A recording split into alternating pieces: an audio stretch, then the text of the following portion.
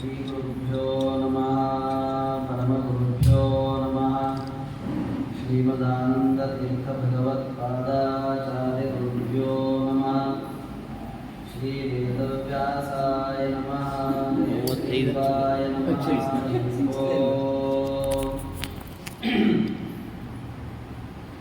पारम्भवाक्यजलधेर्भुवनैकसारम् स्वैरं कृतोर्विदवेदपथप्रचारम् आनन्दितामरगणं सुखचिच्छरीरं धीरं स्मरामि रतिसत्यवती कुमारम् आपदाम् अपहर्तारं दातारं सर्वसम्पदाम् लोकाभिरामं श्रीरामं भूयो भूयो नमाम्यहम् अभ्रमं भङ्गरहितं अजडं विमलं सदा आनन्दतीर्थमतुलं भजे तापत्रयापहम् मायि भवैष्णे माध्वराद्धान्तवनचारिणे वचोनखरिणे वादिराजकेसरिणे नमः भवति यदनुभावादेडमूकोऽपि वाग्मि जडमतिरपि जन्तुर्जायते प्राज्ञमौलिः सकलवचनचेतो देवता भारती सा मम वचसि निधत्तां सन्निधिं मानसे च मूकोऽपि यत्प्रसादेन मुकुन्दशयनायते राजराजायते रिक्तो राघवेन्द्रं तमाश्रये नैवेद्यकविषं रामे वीक्षतद्भुक्तिवान् कुरु यो दर्शयत्रविं रात्रो सत्यबोधोऽस्तु मे मुदे कोलोव्यासहयग्रीवपदकञ्जमधोव्रतं श्रीविश्वोत्तमयोगीन्द्रं वन्देऽहम् आदिराट्प्रियम् आपादमौलिपर्यन्तं गुरूणाम् आकृतिं स्मरेत् तेन विघ्नाः प्रणश्यन्ति सिद्ध्यन्ति च मनोरथाः हरि ओं स्वस्त्यस्तु सताम् अशेषसन्मङ्गलानि भवन्तु ಹರಿವಾಯುಗಳ ಚರಣಾರವಿಂದಗಳಿಗೆ ಭಕ್ತಿಪೂರ್ವಕ ನಮನಗಳನ್ನು ಸಮರ್ಪಿಸುತ್ತಾ ಅದರಂತೆ ಗುರುಗಳಾದ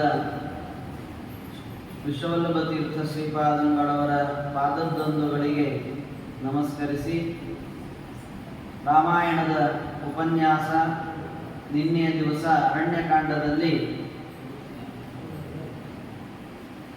ಮಾಯಾ ಜಿಂಕೆಯ ವೇಷವನ್ನು ಧರಿಸಿ ಮಾರೀಚ ಪಂಚವಟಿಯ ಆಶ್ರಮದಲ್ಲಿ ಸಂಚರಿಸ್ತಾ ಇದ್ದಾನೆ. ಸೀತೆ ಬೇಕು ಅಂತ ಹಠ ಮಾಡಿದ್ದು ರಾಮ ಹೊರಟ ಬೇಕಂತಲೇನೆ ಹಾ ಲಕ್ಷ್ಮಣ ಹಾ ಸೀತೆ ಅಂತ ಪ್ರಾಣ ಬಿಡುವಾಗ ಒದರಿ ರಾಮನಂತೆ ಧ್ವನಿಯನ್ನ ಮಾಡಿದ್ದಾನೆ ಮಾರೀಚ. ಸೀತಾದೇವಿಗೆ ಭ್ರಮೆ ಇಲ್ಲ, ಭ್ರಮೆ ಬಂದವರಂತೆ ತೋರಿಕೊಂಡು ಲಕ್ಷ್ಮಣ ಅಣ್ಣನಾದ ರಾಮನಿಗೆ ಏನೋ ಒಂದು ಆಪತ್ತು ಬಂದಿದೆ, ನೀನು ಇಲ್ಲಿಂದ ಹೊರಡು ಅಂತ. ಲಕ್ಷ್ಮಣ ಸೀತೆಯರ ಸಂವಾದದ ಚಿಂತನೆಯನ್ನ ಮಾಡಿದ್ದೇವೆ. ಅನಿವಾರ್ಯವಾಗಿ ಲಕ್ಷ್ಮಣ ಹೊರಟ. ರಾಮ ಲಕ್ಷ್ಮಣ ಇಲ್ಲದೇ ಇರುವಂತಹ ಸಂದರ್ಭವನ್ನು ಗಮನಿಸ್ತಾ ಇದ್ದಂತ ರಾವಣನಿಗೆ ಇದು ಅತ್ಯಂತ ಅನುಕೂಲವೇ ಆಯಿತು. ದ್ವಿಜ ಭಿಕ್ಷುವೇಷವನ್ನು ಧರಿಸಿ ಬಂದಿದ್ದಾನೆ ರಾವಣ, ಆ ಜಾತಿಗೆ ಅವಮಾನ ಮಾಡಬೇಕು ಅಂತಲೇ. ಇವನ ಉಪಟಳ, ಇವನ ಮಾತಿನಿಂದೆಲ್ಲ ತಿಳಿದಿದೆ ಈ ವ್ಯಕ್ತಿ ಯಾರು ಅಂತ. ಆದರೆ ಬ್ರಾಹ್ಮಣ ವೇಷವನ್ನು ಧರಿಸಿ ಬಂದದ್ದಕ್ಕಾಗಿ ನಾನು ನಿನಗೆ ಸತ್ಕಾರವನ್ನು ಮಾಡುತ್ತೇನೆ ಅಂತ ಪ್ರಾಮಾಣಿಕ ಫಲದಿಂದ ಸೀತಾದೇವಿ ಸತ್ಕಾರ ಮಾಡಿದ್ದು. ಲಕ್ಷ್ಮಣ ರಾಮ ಅವರಿಬ್ಬರ ಭೇಟಿಯಾಯಿತು ಅನ್ನುವಲ್ಲಿಗೆ ನಿನ್ನೆಯ ರಾಮಾಯಣದ ಅರಣ್ಯಕಾಂಡದ ಚಿಂತನೆಯನ್ನು ಮಾಡಿದ್ದೇವೆ. ಅದ್ಯ ಕಥಾನುವಾದ.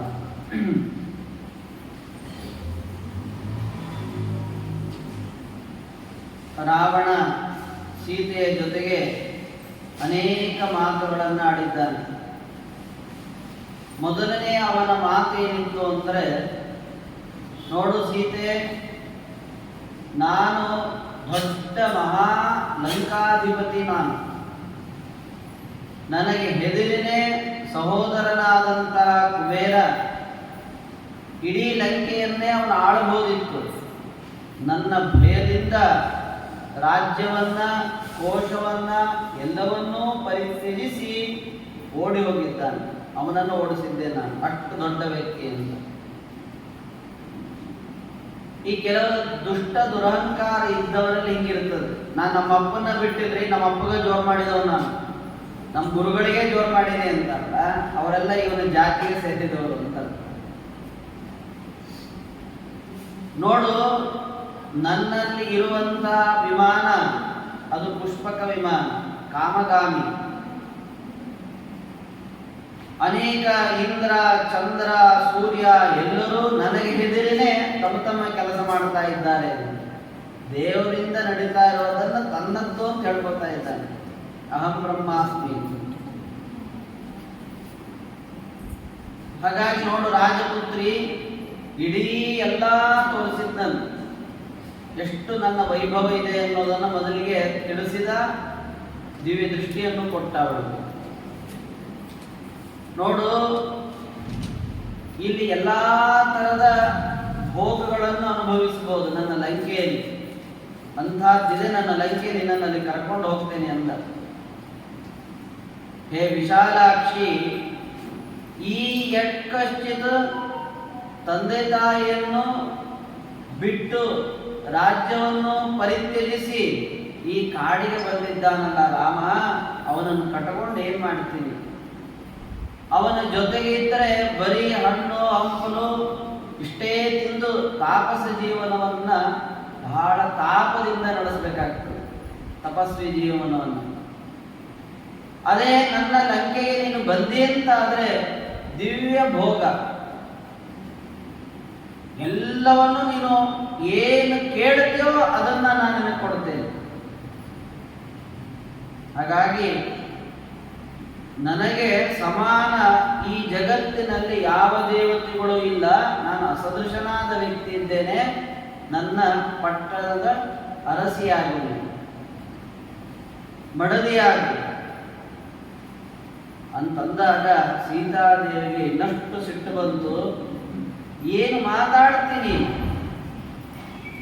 ಅಲ್ಲ, ನೀನು ಒಬ್ಬ ಸರಿಯಾದ ಒಬ್ಬ ವ್ಯಕ್ತಿನ, ನೀನು ಸರ್ವದೇವ ನಮಸ್ಕೃತನಾದಂತಹ ನರವಾಹನಾದಂತಹ ಕುಬೇರ ನಿನಗೆ ಸಹೋದರ ಇದ್ದಾನೆ ಅಂತಂದು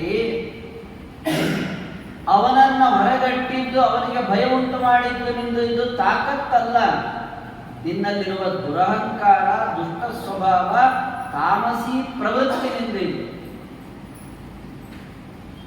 ಇದರಿಂದ ನಿನಗೆ ಅಶುಭವೇ ಆಗ್ತದೆ ಹೊರತು ನಿನಗೇನು ಶುಭ ಅಂತ ಅನ್ಕೊಳ್ಬೇಡ. ನೀನು ಅವಶ್ಯಂ ವಿನಿಶಸ್ಯಂತಿ ಸರ್ವೇ ರಾವಣ ರಾಕ್ಷಸ, ನೀನು ಒಬ್ಬ ಮಾತ್ರ ನಾಶ ಹೊಂದೋದಲ್ಲ, ಇಡೀ ನಿನ್ನ ರಾಕ್ಷಸ ಕುಲವೇ ನಾಶವನ್ನು ಹೊಂದುತ್ತದೆ. ಸೀತೆಯ ಮಾತನ್ನ ಕೇಳಿ ರಾವಣ, ಇವಳಿಗೆ ಪರಿವ್ರಾಜಕ ಭಿಕ್ಷು ವೇಷದಿಂದ ಇದ್ದಾಗ ಗೌರವ ಅಂತ ಅನ್ಕೊಂಡಿದ್ದೆ, ಇವಳೇ ನಿನ್ ಮೇಲೆ ಸುಮ್ಮನೆ ಕೊಡೋಳಲ್ಲ, ಈಗಿಂದೀಗಲೇ ಇವಳನ್ನ ಇಲ್ಲಿಂದ ಅಪಹಾರ ಮಾಡಿಕೊಂಡು ಹೋದ್ರೆ ಸಿಗ್ತಾಳೆ. ಇದೇ ಮಾತು ಮುಂದುವರಿಸ್ತಾ ಇದ್ರೆ ಅಲ್ಲಿಗೆ ಹೋದ ರಾಮ ಲಕ್ಷ್ಮಣ ಇಬ್ರು ಬಂದ್ಬಿಡ್ತಾರೆ. ಹಾಗಾಗಿ ತಾನು ಧರಿಸಿದ, ಮೋಸದಿಂದ ವಂಚನೆ ಮಾಡಲಿಕ್ಕಾಗಿ ಧರಿಸಿದಂತಹ ಯಾವ ಒಂದು ಭಿಕ್ಷು ವೇಷ ಇತ್ತೋ ಅದನ್ನ ಪರಿತ್ಯಜಿಸಿ ನಿಜವೇಷವನ್ನ ಧಾರಣೆ ಮಾಡಿ ನಿಂತಿದ್ದಾನೆ. ಸೀತಾದೇವಿಗೆ ಇನ್ನೇನು ಅವಳ ಕೈಗೆ ಅವಳನ್ನು ಹಿಡಿಬೇಕು, ದರ ಎಳೆದು ಅಪಹಾರ ಮಾಡಿಕೊಂಡು ಹೋಗಬೇಕು, ಅಷ್ಟರಲ್ಲೇ ಒಂದು ಚಮತ್ಕಾರ ನಡೆದುಬಿಟ್ಟು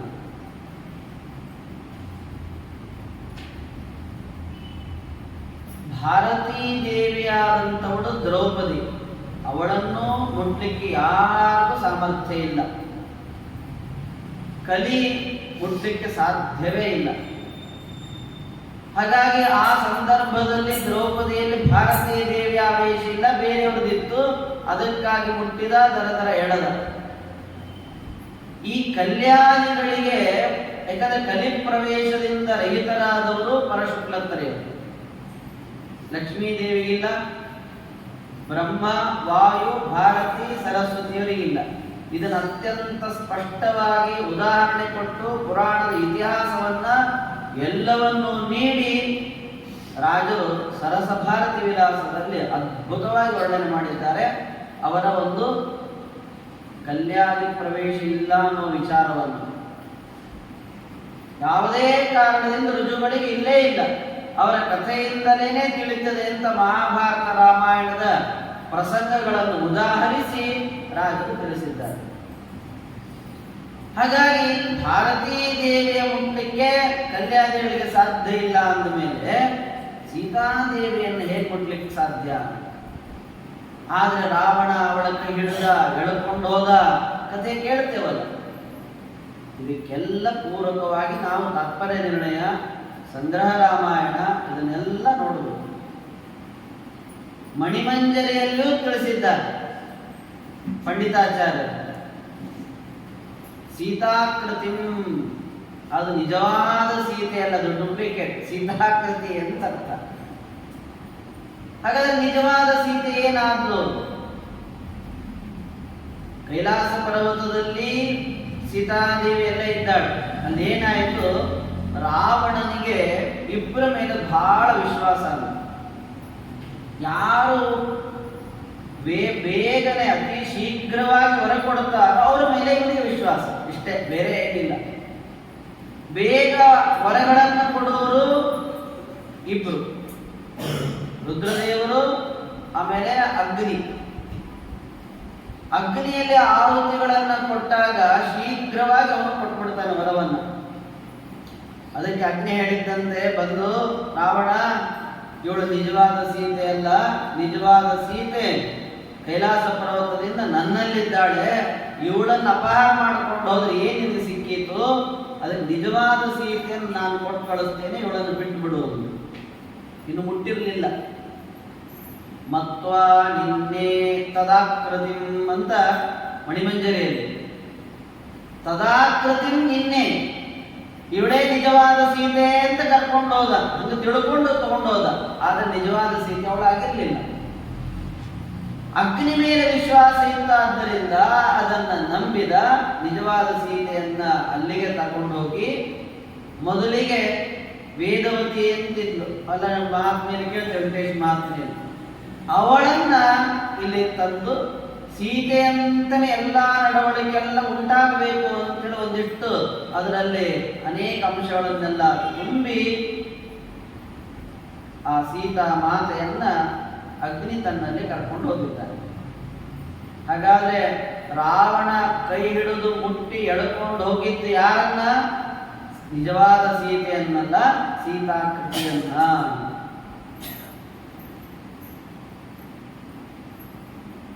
ಆ ಸೀತೆಯನ್ನ ಎಳ್ಕೊಂಡು ದರ ಎಳ್ಕೊಂಡು ಹೋಗುವಂತ ಮನಸ್ಸು ಮಾಡಿದ್ದಾನೆ.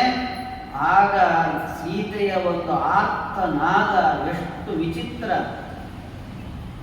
ಅಂದ್ರೆ, ಆ ಸಂಕಟದಲ್ಲಿರೋರಿಗೆ ಇಂತಿಂಥ ಮನೋಭಾವನೆಗಳೆಲ್ಲ ಉಂಟಾಗ್ತದೆ ಅನ್ನೋದಕ್ಕೊಂದು ನಿದರ್ಶನ. ತತಸ್ಸಾರಾಕ್ಷಸೇಂದ್ರೇಣ ಗ್ರೀಯಬಾಣ ವಿಹಾಯಸ ವೃಷಂ ಚುಕ್ರೋಶ ಮತ್ತೇವ ಭ್ರಾಂತ ಚಿತ್ತಾಯ ಚಾತುರ. ಆತುರಳಾದ ಸೀತೆ, ಹಾ ಲಕ್ಷ್ಮಣ ಮಹಾಭಾಗ ಗುರು ಚಿತ್ತ ಪ್ರಸಾದಕ ಅಂತಾಳೆ. ಲಕ್ಷ್ಮಣ, ಗುರುಗಳ ಅಣ್ಣನ ಚಿತ್ತವನ್ನ, ಪ್ರಸನ್ನತೆಯನ್ನ ಅವರಿಗೆ ಒಳ್ಳೆ ರೀತಿಯಲ್ಲಿ ಸಂತೋಷ ಆಗುವಂತೆ ನಡೆಯುವಂತಾಯೇ. ಲಕ್ಷ್ಮಣ, ಎಲ್ಲಿದ್ದೀಯೋ? ಈ ಸಂದರ್ಭದಲ್ಲಿ ಕೆಟ್ಟ ಕರ್ಮದಲ್ಲಿ ಆಸಕ್ತನಾದಂತ ಈ ರಾವಣನಿಂದ ನನ್ನನ್ನು ಬಿಡಿಸು. ನಿಮ್ಮನ್ನ ಬಿಟ್ಟು ಹೋಗಲ್ಲ, ನಾನು ಇಲ್ಲೇ ಇರ್ತೇನೆ, ದುಷ್ಟರಿಗೆ ಏನೋ ಮಾಡಬಹುದು ಅಂತ ನೀನು ಪಾಪ ಎಷ್ಟು ನನಗೆ ಹೇಳಿದಿ. ಆದರೆ ಸ್ತ್ರೀ ಸ್ವಭಾವದಿಂದ ಕೂಡಿದಂಥವಳು ನಾನು. ನನ್ನನ್ನ ಏನೇನೋ ಅಂದು ಇಲ್ಲಿಂದ ಹೋಗುವಂತೆ ಮಾಡಿಬಿಟ್ಟೆ. ಲಕ್ಷ್ಮಣ, ಅತಿ ವೇಗವಾಗಿ ಬಾ.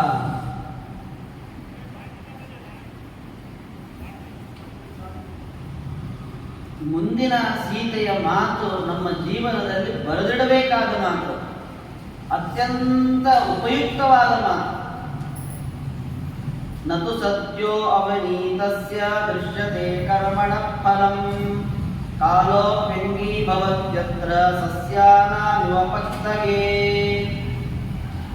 ಸೀತಾದೇವಿ ಅಂತಾಳೆ, ಅವನೀತಸ್ಯ ದೃಶ್ಯತೆ ಕರ್ಮಣ ಫಲಂ. ಯಾವ ವ್ಯಕ್ತಿ ಅವನೀತ ಅಂದ್ರೆ ದುರಹಂಕಾರಿಗಳಾಗಿರ್ತಾರೋ ಅವರಿಗೆ ಕಾಲವೂ ಸಹಾಯ ಕಾರಣ ಆಗಿಬಿಡ್ತದೆ. ಎಂತೆಂಥ ಅಧರ್ಮ ಮಾಡ್ತಿರ್ತಾರೆ, ಗುರುದ್ರೋಹ ಮಾಡಿರ್ತಾರೆ, ದೇವದ್ರೋಹಿಗಳಿದ್ದಾರೆ.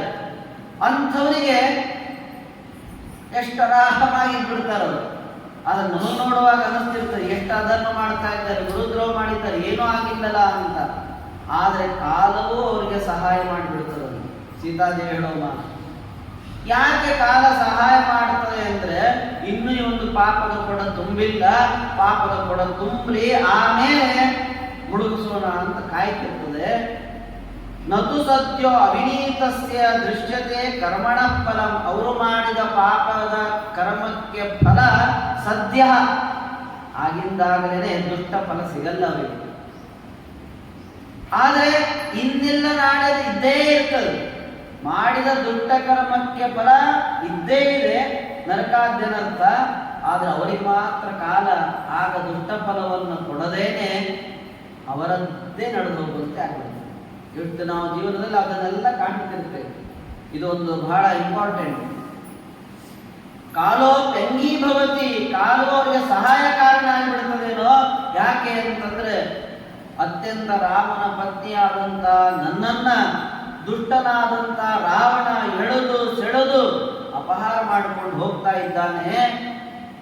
ಕಾಲಾದ್ರೂ ತಡಿಬಹುದು, ಯಾರನ್ನಾದ್ರೂ ಕಳಿಸ್ಬೋದಿತ್ತಲ್ಲ, ಇದನ್ನ ನಿಲ್ಲಿಸ್ಬೋದಿತ್ತಲ್ಲ. ಆದರೆ ಕಾಲವು ಇವತ್ತು ರಾವಣ ಪರವಾಗಿನೇ ಇದೆ. ಯಾರೇನ್ ಮಾಡ್ಲಿಕ್ಕಾಗ್ತದೆ? ರಾವಣ ವೃಕ್ಷ ಕರ್ಮಿ ನೀನು, ನಿನಗೆ ಕ್ಷೇಮ ಆಗಲಿಕ್ಕೆ ಸಾಧ್ಯವೇ ಇಲ್ಲ ಅಂದು ಅಸಹಾಯಕಳಾಗಿ ಅನಾಥಳಂತೆ ಸೀತೆ ಗೋಗರಿತಾ ಇದ್ದಾಳೆ. ಕೊನೆಗೆ ಒಂದು ಉಪಾಯ ಮಾಡಿದ್ದಂತೆ. ಯಾರು ರಕ್ಷಕರಿದ್ದಾರೆ ಆ ಸಮಯದಲ್ಲಿ? ಎಲ್ಲರಿಗೂ ಕೈ ಮುಗಿದು ವನದೇವತೆಗಳಿಗೆ ಪ್ರಾರ್ಥನೆ ಮಾಡಿದ್ದಂತೆ. ಕ್ಷಿಪ್ರಂ ರಾಮಾಯ ಶಂಸಧ್ವಂ ಸೀತಾಮರತಿ ರಾವಣ.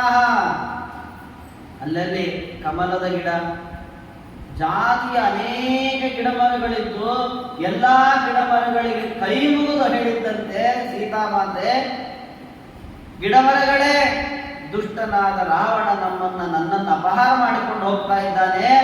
ಇದೇ ಸಮಯಕ್ಕೆ ಮಡದಿ ಎಲ್ಲಿದ್ದಾಳೆ ಅಂತೇಳಿ ನೋಡ್ಲಿಕ್ಕೆ ಅಂತ ರಾಮ ಬರ್ತಾನಲ್ಲ, ಆಗ ರಾಮನಿಗೆ ನೀವು ಹೇಳ್ರಿ, ದುಷ್ಟನಾದ ರಾವಣ ಸೀತೆಯನ್ನು ಅಪಹಾರ ಮಾಡ್ಕೊಂಡು ಹೋಗಿದ್ದಾನೆ ಅಂತ ನೀವು ತಿಳಿಸ್ಬೇಕು.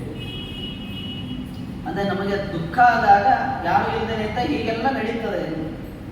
ಯಾರಿಗೋ ನಾವು ಈಗ ಫೋನ್ ಮಾಡಿ ಹೇಳ್ಬೋದು, ಅವಾಗ ಏನಿದೆ ಕಾಡಿನಲ್ಲಿ. ಸಮಾಧಾನ ಆಗಲಿಲ್ಲ ಸೀತೆಗೆ. ಗೋದಾವರಿ, ನಾನು ಎಷ್ಟು ಶುದ್ಧಳು ಅಂತ ನಿನಗೆ ಗೊತ್ತು. ಪ್ರತಿನಿತ್ಯ ನಿನ್ನಲ್ಲಿ ನಾನು ಸ್ನಾನ ಮಾಡಿದ್ದೇನೆ, ನಿನ್ನ ಚಿಂತನೆ ಮಾಡಿದ್ದೇನೆ. ನನಗೆ ನೀನೊಂದು ದೊಡ್ಡ ಉಪಕಾರ ಮಾಡು. ನಾಳೆ ರಾಮ ಇನ್ನು ಸ್ವಲ್ಪ ಹೊತ್ತಾದ ಮೇಲೆ ರಾಮ ಇಲ್ಲಿ ಸ್ನಾನಕ್ಕೆ ಅಂತ ಬರ್ತಾನಲ್ಲ, ಬಂದಾಗ ರಾಮನಿಗೆ ನೀನು ರಾವಣ ಮಾಡಿದಂತ ಈ ಕುಕೃತ್ಯದ ಬಗ್ಗೆ ಹೇಳಬೇಕು. ಅಂದ್ರೆ ಮನುಷ್ಯ ದುಃಖಗೊಂಡಾಗ ಜಡನೋ ಚೇತನನೋ ಅಂತ ವಿಚಾರ ಮಾಡದೇನೆ ಎಲ್ಲಿ ಬೇಕಾದರೆ ಇದನ್ನು ಹೇಳ್ತಾನೆ, ದುಃಖಗಳನ್ನು ತೋಡ್ಕೊಳ್ತಾನೆ. ಇಷ್ಟಕ್ಕೆ ನಿಲ್ಲಿಸ್ತಿಲ್ಲ. ಈ ವನ ಪುಷ್ಪ ದೇವತೆಗಳಲ್ಲ, ಗಿಡ ಮರಗಳಿಗಲ್ಲ, ನದ ನದಿಗಳಿಗಲ್ಲ, ವನದಲ್ಲಿರುವಂತಹ ಯಾವುದೇ ಒಂದು ದೇವತೆಗಳಿದ್ರು ಕೂಡ ದೇವತೆಗಳೇ ನಮಸ್ಕರೋಮ್ಯಹಂ ತೇಭ್ಯೋ ಭರ್ತುಶಂಸತ ಮಾಮೃತ. ನಿಮಗೆ ನಮಸ್ಕಾರ ಮಾಡ್ತೇನೆ ದಮ್ಮಯ್ಯ, ನೀವು ನನಗೆ ದೊಡ್ಡ ಉಪಕಾರ ಮಾಡ್ರಿ. ದುಷ್ಟನಾದಂತ ರಾವಣ ಸೀತೆಯನ್ನು ಅಪಹರಿಸಿಕೊಂಡು ಹೋಗಿದ್ದಾನೆ ಅನ್ನೋ ವಿಚಾರ ರಾಮನಿಗೆ ತಿಳಿಸ್ರಿ. ಇಲ್ಲ ಅಂದ್ರೆ ಯಾರಿಗೆ ಗೊತ್ತಾಗಬೇಕು? ರಾಮ ನನ್ನನ್ನು ಎಷ್ಟು ಎಲ್ಲಿಯೇ ಹುಡುಕ್ಬೇಕು ನಾಳೆ. ನನ್ನ ಗಂಡ ನನಗಾಗಿ ತುಂಬಾ ಕಷ್ಟಪಡೋದು ಬೇಡ, ರಾವಣ ಅಪಹಾರ ಮಾಡಿಕೊಂಡು ಹೋಗಿದ್ದಾನೆ ಅಂದ ಮೇಲೆ ಅಲ್ಲಿಗೆ ಬಂದು ಅವನನ್ನು ಸಂಹರಿಸಿ ನನ್ನನ್ನು ಕರ್ಕೊಂಡು ಹೋಗ್ತಾನೆ ಅನ್ನುವಂತ ದೃಢ ವಿಶ್ವಾಸ ನನ್ನಲ್ಲಿದೆ. ಈ ಉಪಕಾರವನ್ನು ನೀವು ಮಾಡ್ರಿ.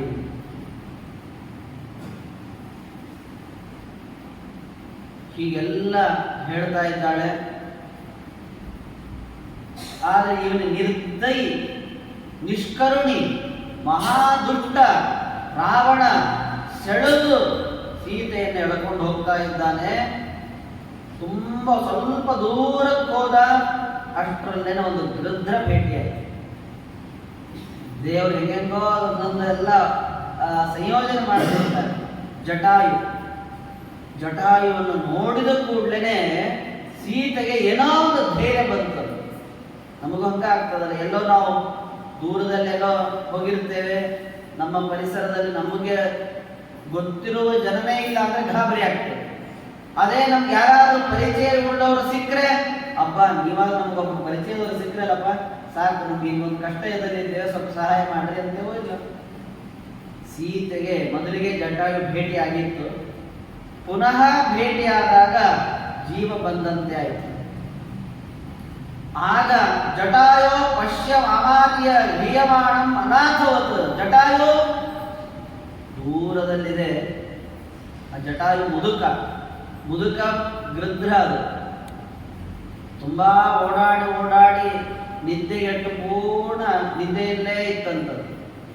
ಆಗ ಜೋರಾಗಿ ಜಟಾಯು ಅಂತ ಹೋದ್ರಿದ್ಲು, ನೋಡು ಎದ್ದೇಳು, ಅನಾಥ ಅದಕ್ಕಿದ್ದೇನೆ ನಾನು, ನನ್ನನ್ನ ಈ ದುಷ್ಟ ರಾವಣ ಎಳುಕೊಂಡು ಅಪಹಾರ ಮಾಡ್ಕೊಂಡು ಹೋಗ್ತಾ ಇದ್ದಾನೆ. ಮಹಾ ಕಳ್ಳ, ಮೋಸಗಾರ, ವಂಚಕ, ಕ್ರೂರ ಕರ್ಮಿ. ಇವನಿಂದ ನನ್ನನ್ನು ರಕ್ಷಣೆ ಮಾಡು, ರಾಮನಲ್ಲಿಗೆ ನನ್ನನ್ನು ಕರ್ಕೊಂಡು ಹೋಗು. ಅದಾಗದೆ ಹೋದರೆ ರಾಮಸ್ಯ ಯಥಾತತ್ವಂ ಜಟಾಯೋ ಹರಣಂ ಮಮ, ನನ್ನ ಅಪಹಾರ ರಾವಣನಿಂದಾಗಿದೆ ಅಂತನ್ನೋದನ್ನ ಲಕ್ಷ್ಮಣ ರಾಮನಿಗೆ ತಿಳಿಸು ನೀನು ಅಂದದ್ದೇ. ಜಟಾಯು ಅಂತ ಒದರಿದ ಕೂಡಲೇ ಜಟಾಯುವಿಗೆ ಆ ಸೀತೆಯ ಧ್ವನಿ ಕೇಳ್ತಲ್ಲ, ಒಮ್ಮಿಂದೊಮ್ಮೆಲೆ ಎಚ್ಚರ ಆಯಿತು. ಅಯ್ಯೋ ಗಾಬರಿ, ಸೀತೆಗೆ ಏನಾಯಿತು, ರಾಮನ ಪತ್ನಿಗೆ ಏನಾಯಿತು ಅಂತ ಗಾಬರಿಯಾಗಿ ಜಟಾಯು ಮುದುಕಾಗಿದ್ರು ಹಾರಿ ಆ ಸ್ಥಳಕ್ಕೆ ಬಂತು ಪಕ್ಷಿ. ಆಗ ಜಟಾಯು ಬೋಧನೆ ಮಾಡುತ್ತದೆ ರಾವಣನಿಗೆ, ನೋಡು ರಾವಣ, ನೀನು ಶ್ರೇಷ್ಠನಾದಂತಹ ಪುಲಸ್ತ್ಯರ ವಂಶದಲ್ಲಿ ಬಂದವನು, ಕುಬೇರನ ಸಹೋದರ. ಇಂತಹ ನಿಂದಿತ ಕರ್ಮ ಮಾಡೋದು ಒಳ್ಳೆಯದಲ್ಲ. ಸರ್ವಲೋಕಕ್ಕೆ ಒಡೆಯನಾದ ವ್ಯಕ್ತಿ ದಶರಥನ ಪುತ್ರ ಶ್ರೀರಾಮ. ಆ ಶ್ರೀರಾಮನ ಧರ್ಮಪತ್ನಿಯಾದ ಯಶಸ್ವಿನಿಯಾದ ಸೀತೆಯನ್ನ ಅಪಹಾರ ಮಾಡೋದು ಅತ್ಯಂತ ನೀಚ ಕಾರ್ಯ ಇದೆ. ನೋಡಪ್ಪ, ರಾಜ ಯಾವಾಗಲೂ ಕೂಡ ಮತ್ತೊಬ್ಬರ ಪತ್ನಿ ಅಂತಂದ್ರೆ ಅವರನ್ನ ರಕ್ಷಣೆ ಮಾಡಬೇಕು. ಅದರಲ್ಲೂ ರಾಜನ ಪತ್ನಿ ಅಂತಂದ್ರೆ ಅವರಿಗೆ ಪ್ರೊಟೆಕ್ಷನ್, ರಕ್ಷಣೆ, ಅವರ ಎಲ್ಲ ರೀತಿಯಲ್ಲೂ ಅವರನ್ನು ರಕ್ಷಿಸಬೇಕಾದಂತಹ ಕರ್ತವ್ಯ. ನೀನು ಒಬ್ಬ ರಾಜನಾಗಿ ಮತ್ತೊಬ್ಬ ರಾಜನ ಪತ್ನಿಯನ್ನು ಅಪಹಾರ ಮಾಡೋದು ಅಂತಂದ್ರೆ ಎಂತ ನೀಚ ಕೃತ್ಯ ಇದು. ಇದು ಒಳ್ಳೆಯದಲ್ಲ. ಇದನ್ನು ಬಿಟ್ಟು ಬಿಡು. ಸುಮ್ಮನೆ ನಿನ್ನಷ್ಟಕ್ಕೆ ನೀನು ಹೋಗಿ ಲಂಕೆಯನ್ನು ಸೇರಿಕೋ. ಇಲ್ಲ ಅಂತ ಆದ್ರೆ ನೀನು, ನಿನ್ನ ಲಂಕಾಪಟ್ಟಣ, ನಿನ್ನ ಪರಿವಾರ ಎಲ್ಲರೂ ರಾಮನಿಂದ ಸುಟ್ಟು ಭಸ್ಮರಾಗಿ ಹೋಗ್ತೀರಿ. ಎಚ್ಚರಿಕೆ ಇರಲಿ.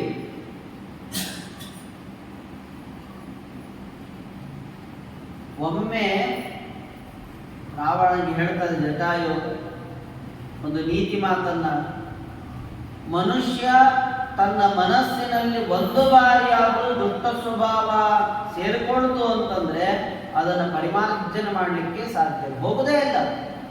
ಅದು ಕೆಟ್ಟ ಭಾವನೆ, ದುಷ್ಟ ಕಾಮನೆ ಸೇರಿಕೊಳ್ತು ಅಂತಂದ್ರೆ ಮನಸ್ಸಿನಿಂದ ಅದನ್ನ ಓಡಿಸ್ಲಿಕ್ಕೆ ಸಾಧ್ಯ ಇಲ್ಲ.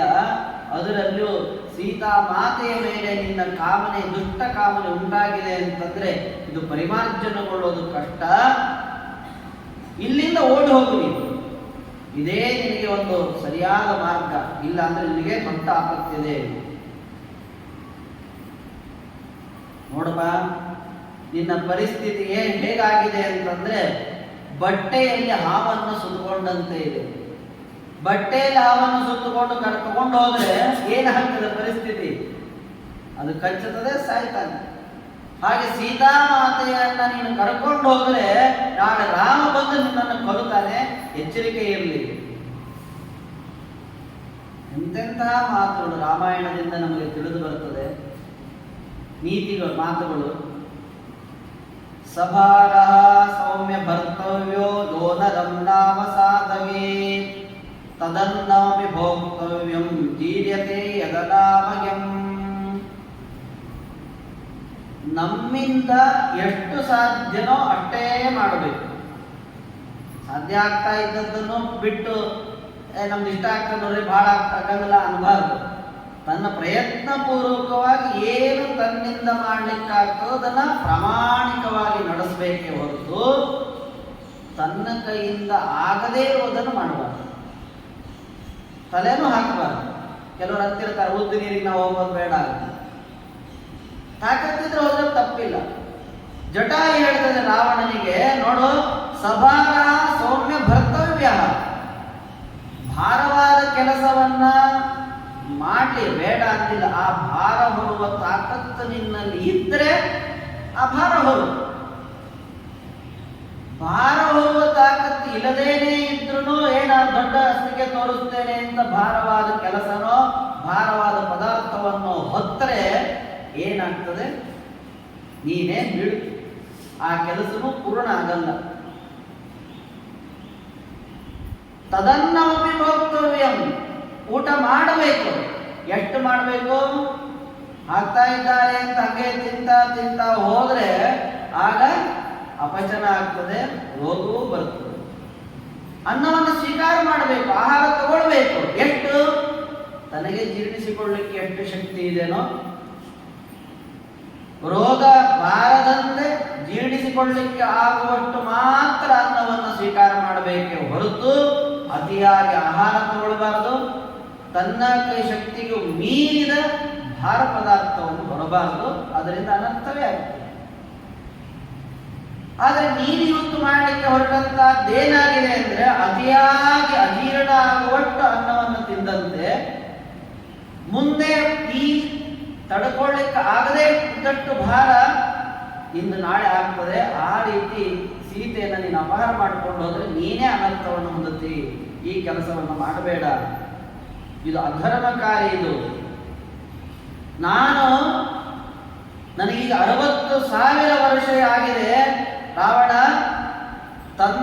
ಆ ತಂದೆ ದೊಡ್ಡವರಿಂದ ಅನೇಕ ಪರಂಪರೆಯಿಂದ ಬಂದಂತ ಪಿತೃಪಿತಾಮಹ ಪ್ರಪಿತಾಮಹರಿಂದ ಬಂದಂತ ಅನೇಕ ಧರ್ಮಗಳನ್ನ, ಪಕ್ಷಿ ಜಾತಿಯ ಧರ್ಮವನ್ನು ಅನುಸರಿಸಿ ಬಂದಂತ ವೃದ್ಧ ಜಟಾಯು ನಾನು, ದಶರಥನ ಮಿತ್ರ, ರಾಮನ ಅವಿಚ್ಛಿನ್ನ ಭಕ್ತನಾದಂಥವನು ನಾನು ವೃದ್ಧ. ರಾವಣ, ನೀನು ಯುವಕ, ನಿನ್ನಲ್ಲಿ ಖಡ್ಗ ಇದೆ, ಧನುಸ್ಸಿದೆ, ಕವಚ ಇದೆ, ನನ್ನಲ್ಲಿ ಏನೂ ಇಲ್ಲ. ನನ್ನಿಂದೇ ನಿನಗೆ ಭಯ ಇಲ್ಲ. ಆದ್ರೆ ಹೇಳೋ ಮಾತನ್ನ ಕೇಳು, ಸುಮ್ಮನೆ ಇಲ್ಲಿಂದ ಸೀತೆಯನ್ನು ಬಿಟ್ಟು ಹೊರಟು ಹೋಗು. ಅದನ್ನು ಮಾಡಲಿಲ್ಲ ಅಂತಂದ್ರೆ ನನ್ನ ಜೊತೆ ಯುದ್ಧ ಬನ್ನಿ. ಯುದ್ಧಸ್ವ ಯದಿಶೂರೋಸಿ. ಈ ಎಂತ ಹೇಳಿಯೋ ನೀನು? ಅಲ್ಲ, ಒಂದು ಹೆಣ್ಣನ್ನ ಅಪಹಾರ ಮಾಡಲಿಕ್ಕೆ ಇಲ್ಲಿಗೆ ಬಂದಿದ್ದೀಯಲ್ಲ, ಅಷ್ಟು ನಿನಗೆ ಒಂದು ಬುದ್ಧಿ ಸರಿ ಇಲ್ಲಲ್ಲ. ನೀನು ಅಷ್ಟೇ ದೊಡ್ಡ, ನಾನು ಶೂರ ಮಹಾಪರಾಕ್ರಮಿ, ಇಂದ್ರಾದಿ ದೇವತೆಗಳನ್ನ ಗೆದ್ದವನು ಅಂತ ಭಾರಿ ಕೊಚ್ಚಿಕೊಡುತ್ತೀಯಲ್ಲ ನೀನು. ಅಷ್ಟು ತಾಕತ್ತು ನಿನಗಿದ್ರೆ ರಾಮ ಲಕ್ಷ್ಮಣರು ಇಲ್ಲದೇ ಇದ್ದಾಗ ಯಾಕೆ ಬಂದಿ ನೀನು? ಒಂದು ಹೆಣ್ಣು ಅಪಹಾರ ಮಾಡ್ಕೊಂಡು ಹೋಗ್ಲಿಕ್ಕೆ ಅವ್ರು ಇಲ್ಲದೇ ಇದ್ದಾಗ ಯಾಕೆ ಬರಬೇಕಾಗಿತ್ತು? ಅಷ್ಟು ನಿನ್ನಲ್ಲಿ ಶಕ್ತಿ ಇದೆ ಅಂತ ಹೇಳ್ಕೊಳ್ತಾ ಇದ್ದೆ. ಇಲ್ಲೇ ನಿಲ್ಲು, ರಾಮ ಲಕ್ಷ್ಮಣರು ಬರಲಿ, ಅವ್ರು ಎದುರುಗಡೆ ಅಪಹಾರ ಮಾಡ್ಕೊಂಡು ಹೋಗಿ ನೋಡೋಣ. ಸಿಟ್ಟು ಬಂದು, ಮನುಷ್ಯನಿಗೆ ಯಾವಾಗ ಕ್ರೋಧ ಬರ್ತದೆ ಅಂದ್ರೆ ತನ್ನಿಂದ ಅವರ ಮಾತಿಗೆ ಪ್ರತಿಯಾಗಿ ಉತ್ತರ ಕೊಡ್ಲಿಕ್ಕೆ ಆಗದೇನೆ ಇದ್ದಾಗ ಸಿಟ್ಟು ಬಂದ್ಬಿಡ್ತದೆ. ಇದಕ್ಕೇನು ಉತ್ತರನೇ ಇಲ್ಲ. ರಾವಣನಿಗೆ ಸಿಟ್ಟು ಬಂತು. ಓ, ಯುದ್ಧಕ್ಕೆ ಬಾಕ್ತೀಯ? ಆಯ್ತು ಸರಿ, ನಿನ್ನಲ್ಲಿ ಏನು ತಾಕತ್ತಿದೆ, ಮುದುಕ ನೀನು, ಹಣ್ಣಣ್ಣು ಮುದುಕನಾಗಿದ್ದಿ, ಯುವಕನಾದ ನನ್ನ ಜೊತೆ ಯುದ್ಧ ಮಾಡ್ತೀಯ, ನಿಂದೇನು ಶಕ್ತಿ ಸಾಮರ್ಥ್ಯ ತೋರಿಸು, ಯುದ್ಧಕ್ಕೆ ತಯಾರಾಗೋಣ ಅಂತ ಯುದ್ಧ ಪ್ರಾರಂಭ ಆಯಿತು. ಜಟಾಯು ರಾವಣ, ಅಗ್ನಿಗೆ ಸದೃಶವಾದಂತಹ ಅನೇಕ ಬಾಣಗಳು ರಾವಣನಲ್ಲಿದೆ, ಖಡ್ಗ ಇದೆ. ಮೊದಲಿಗೆ ಸಾಮಾನ್ಯವಾಗಿ ಯುದ್ಧ ನಡೀತು. ಅದುವೇ ಜಟಾಯು, ಗೃಧ್ರ, ಅವುಗಳಿಗೆ ಆ ವಜ್ರಾಯುಧದಂತೆ ಉಗುರುಗಳೇ ಭಾರಿ ಚೂಪಾಗಿರುತ್ತದೆ. ಆಮೇಲೆ ಚುಂಚು ಅಂತ ಮುಖದ ಮುಂದಿನ ಭಾಗವು ಬಹಳ ಚೂಪ ಇರ್ತದೆ. ವಜ್ರಾಯುಧದಂತೆ ಚೂಪಾದ ಉಗುರಿನಿಂದ ಪರಿಚಿ ಹಾಕಿದ. ಮೊದಲಿಗೆ ಕಾಲಿಗೆನೆ ಚುಚ್ಚಿಬಿಟ್ಟಂತೆ ಜಟಾಯು. ಎಲ್ಲ ತರದ ಪ್ರಯತ್ನವನ್ನು ನಡೆಸಿದ್ದಾನೆ. ಯುದ್ಧ ನಡೀತಾನೇ ಇದೆ. ರಾವಣನಿಗೆ ಅನ್ನಿಸ್ತು, ಇವನು ಸುಮ್ಮನೆ ಬಿಟ್ರೆ ಆಗಲ್ಲ, ಇವನಿಗೆ ಸರಿಯಾದ ಶಿಕ್ಷಣೆ ಕೊಡಬೇಕು ಅಂತ ಹೇಳಿ ಖಡ್ಗ ತಗೊಂಡ. ಜಟಾಯು ಹೇಳಿದ ಮತ್ತೆ, ನೋಡು, ನೀನು ಖಡ್ಗ ತಗೊಂಡಿರಬಹುದು, ನನ್ನಲ್ಲಿ ಯಾವ ಆಯುಧ ಇಲ್ಲ, ಉಗುರೇ ನನಗೆ ಆಯುಧ. ಕೊನೆಗೆ ಒಂದು ಮಾತು ಹೇಳ್ತೇನೆ ಕೇಳು, ಪರೇತ ಕಾಲೇ ಪುರುಷೋ ಯತ್ಕರ್ಮ ಪ್ರತಿಪದ್ಯತೆ. ಮನುಷ್ಯ ವಿಪರೀತ ಕಾರ್ಯ ಮಾಡಿ ಶುರು ಮಾಡಿದ ಅಂತಂದ್ರೆ ತಿಳ್ಕೊಳ್ಬೇಕು. ಏನೇನೋ ಮಾತಾಡೋದು, ಬೆಳಿಗ್ಗೆ ಆಗಿರ್ತದೆ ಯಾಕೋ ರಾತ್ರಿ ಆಗಿದಿಲ್ಲ ಅಂತ ಅನ್ನೋದು, ಉಲ್ಟಾ ಪಲ್ಟಾ ಮಾತಾಡೋದು, ಏನೇನೋ ಬೇರೆ ಬೇರೆ ಕೆಲಸ ಮಾಡ್ಲಿಕ್ಕೆ ಶುರು ಮಾಡಿದರೆ ಅವರಿಗೆ ಮರಣ ಹತ್ತಿರ ಬಂದಿದೆ ಅಂತ ಅರ್ಥ. ರಾಜರಂತರ ಆಖ್ಯಾನದಲ್ಲಿ ವಿನಾಶಕಾಲೇ ಸಂಪ್ರಾಪ್ತೆ ತನ್ಮತಿ ಚಾಲಿತ ಭವೇ. ವಿನಾಶಕಾಲ ಬಂತು ಅಂತಂದ್ರೆ ಅವರ ಬುದ್ಧಿ ವಿಚಲಿತವಾಗಿಬಿಡುತ್ತದೆ. ಏನೇನೋ ಮಾತಾಡ್ತಾರೆ, ಏನೇನೋ ಅಂತಾರೆ.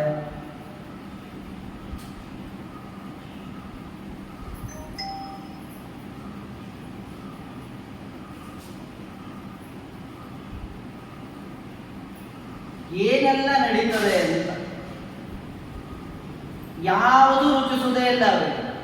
ಯಾವುದು ಪಥ್ಯ ಅಂತ ಇರ್ತದೋ ಅದು ರುಚಿಸುವುದೇ ಇಲ್ಲ. ಯಾವುದು ಔಷಧ ಅದನ್ನು ಬೇಡ ಅಂತಾರೆ. ತಿಳಿಯಾದಂತಹದ್ದೇನಾದ್ರೂ ಪದಾರ್ಥ ಇದ್ರೆ ನಿಜವಾಗಿ ಅವರಿಗೆ ಪಥ್ಯವಾದ ಅನ್ನ, ಔಷಧಗಳು, ಅದನ್ನು ಕೊಡಬೇಡ್ರಿ ಅಂತ.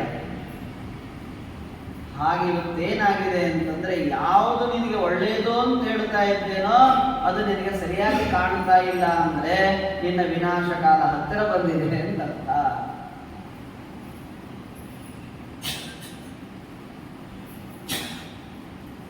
ಇಷ್ಟು ಹೇಳಿ ಕೊನೆಗೆ ರಾವಣ ಅದರ ಎರಡೂ ರೆಕ್ಕೆಗಳನ್ನ ಖಡ್ಗದಿಂದ ಕತ್ತರಿಸ್ತಾನೆ. ಬೆನ್ನಿಗೂ ಜೋರಾಗಿ ಚೂರಿ ಹಾಕಿದ, ಅಪ್ಪಳಿಸಿದ. ಪಾಪ ಮುದುಕ 60,000, 100 ವರ್ಷ ಅಲ್ಲ, 60,000 ಮುದುಕ, ಬೇಕಾದಷ್ಟು ಹೋರಾಡಿದಂತಹ ವ್ಯಕ್ತಿ ಕೊನೆಗೆ ರೆಕ್ಕೆನೇ ಬಲ, ಅದನ್ನೇ ಕಳ್ಕೊಂಡಾಗ ಧಪ್ ಅಂತೇಳಿ ಕೆಳಗೆ ನಿಂತ ಜಟಾಯು. ನೋಡ್ತಾ ಇದೆ ಜಟಾಯು ಪಕ್ಷಿ. ತನ್ನಲ್ಲಿ ಎಷ್ಟು ಜಟಾಯುವಿಗೆ ಎಷ್ಟು ಧರ್ಮದ ಬಗ್ಗೆ ಒಂದು ಆಸಕ್ತಿ ಅಂತಂದ್ರೆ, ಸೀತೆಯ ಒದರಿದಾಗ ಜಟಾಯುವಿಗೆ ಆದಂತಹದ್ದೇನು ಅನ್ಯಾಯ ಮಾಡ್ತಾ ಇದ್ದಾನೆ ರಾವಣ, ಅನ್ಯಾಯದ ವಿರುದ್ಧವಾಗಿ ನಾನು ಪ್ರತಿಭಟಿಸಿ ರಾಮನ ಸೇವೆಯನ್ನು ಮಾಡಬೇಕು ಅಂತ. ಇದು ಆ ಜಟಾಯುವಿನಲ್ಲಿರುವಂತಹ ದೊಡ್ಡ ಮನೋಭಾವ. ರಾಮಾಯಣ ಹೇಳ್ತದೆ, ನಾವೆಲ್ಲರೂ ಜಟಾಯುವಿನಂತೆ ಇರಬೇಕು. ಎಲ್ಲಿಯಾದರೂ ಅನ್ಯಾಯದ ನಡೀತಾ ಇದ್ರೆ ಅನ್ಯಾಯದ ವಿರುದ್ಧವಾಗಿ ನಾವು ಹೋರಾಡಬೇಕು. ಒಂದು ಪಕ್ಷಿ ಮಾಡಿದೆ, ನಾವು ಮಾಡಲಿಲ್ಲ ಅಂದ್ರೆ ನಮ್ಮ ಸನಾತನ ಧರ್ಮ ಸಂಸ್ಕೃತಿ ಇದರ ಬಗ್ಗೆ ಎಲ್ಲಾದರೂ ಒಂದು ವಿರೋಧ ವ್ಯಕ್ತಪಡಿಸಿದಾಗ ಅದಕ್ಕೆ ನಾವು ಪ್ರತಿಭಟನೆ ಮಾಡಲೇಬೇಕು, ನಮ್ಮ ಧರ್ಮದ ಉಳಿವಿಗಾಗಿ. ಕೃಷ್ಣ ಪರಮಾತ್ಮನು ಅದನ್ನೇ ಹೇಳಿದ ಅರ್ಜುನನಿಗೆ, ನೀನು ನಡೆಸುವಂತಹ ಯುದ್ಧ ಏನಿದೆನೋ ಇದು ಅನ್ಯಾಯ ಅಂತ ಅನ್ಕೋಬೇಡ, ಇದು ನ್ಯಾಯೋಚಿತವಾದ ಯುದ್ಧ. ಇದು ನಾರಾಯಣ ಜಿಟ್ ತದನುಬಂಧಿ ನಿಗ್ರಹ ಕ್ಷತ್ರಿಯಾಣ ಪರಮೋ ಧರ್ಮ. ನಾರಾಯಣನ ದ್ವೇಷಗಳು ಯಾರಿದ್ದಾರೋ ಅವರನ್ನು ನಿಗ್ರಹ ಮಾಡೋದೇ ಕ್ಷತ್ರಿಯರ ಧರ್ಮ. ಆದ್ದರಿಂದ ನಿನ್ನಿಂದ ನಡೆಯುವ ಯುದ್ಧ ಧರ್ಮಯುದ್ಧವೇ ಹೊರತು ಅಧರ್ಮ ಯುದ್ಧ ಅಲ್ಲ. ಜಟಾಯು ಹೇಳ್ತದೆ, ಅನ್ಯಾಯ ಮಾಡ್ತಾ ಇದ್ದಾನೆ, ಇದನ್ನು ನೋಡಿಯೂ ನಾನು ಸುಮ್ಮನೆ ಕೂತ್ಕೊಂಡ್ರೆ ನನಗೆ ದೊಡ್ಡ ಪಾಪ ಇದೆ. ಅನ್ಯಾಯದ ವಿರುದ್ಧವಾಗಿ ಹೋರಾಡಲೇಬೇಕು ಅಂತ ಜಟಾಯು ಮುಂದಾಗಿದೆ. ಅದಕ್ಕಾಗಿ ನಾನು ಹೋರಾಡಿ ಪ್ರಾಣ ಕಳ್ಕೊಂಡ್ರೂ ನನಗೆ ಒಳ್ಳೇದಾಗ್ತದೆ ಹೊರತು ಕೆಡಕಂತೂ ಆಗಲ್ಲ. ಆದರೆ ಅನ್ಯಾಯ ನಡೀತಾ ಇದ್ರು ನಮ್ಮ ಸನಾತನ ಧರ್ಮದ ಬಗ್ಗೆ, ರಾಜರ ಬಗ್ಗೆ ಏನೇನೋ ಮಾತಾಡ್ತಾ ಇದ್ದಾಗಲೂ ನಾವು ಬಾಯಿ ಮುಚ್ಚಿಕೊಂಡು ಸುಮ್ಮನೆ ಇದ್ರೆ ದೊಡ್ಡ ಪಾಪ ಇದೆ. ಹೀಗೆ ಜಟಾಯು ತಿಳಿದು ಹೋರಾಡಿತು. ಕೊನೆಗೆಲ್ಲವನ್ನೂ ಕಳ್ಕೊಂಡು ದಪ್ಪಂತೇಳಿ ಕೆಳಗಡೆ ಬಿದ್ದಾಗ ಸೀತಾದೇವಿಗೆ ಇನ್ನಷ್ಟು ಬೇಸರ ಆಯಿತು.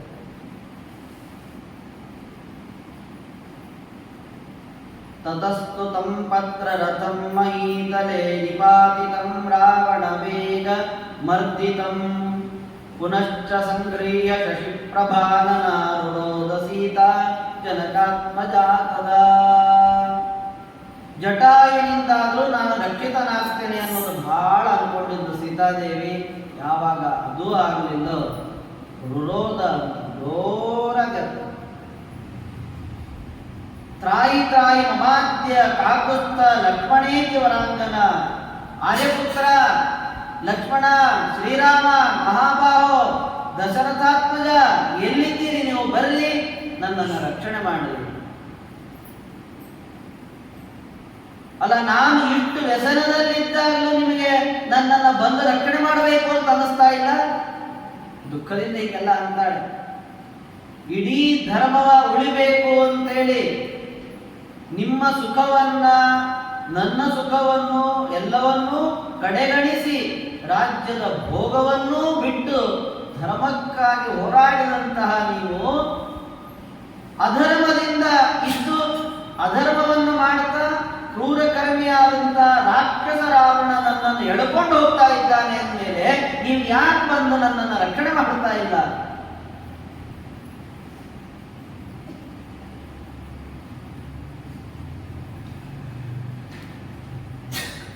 ಅಂತ ಅಷ್ಟೆಲ್ಲ ಜೋರಾಗಿ ರೋದನೆ ಮಾಡ್ತಾ ಇದ್ದಾಳೆ. ಭಾರಿ ದುಃಖದಿಂದ ಸೀತಾಮಾತೆ.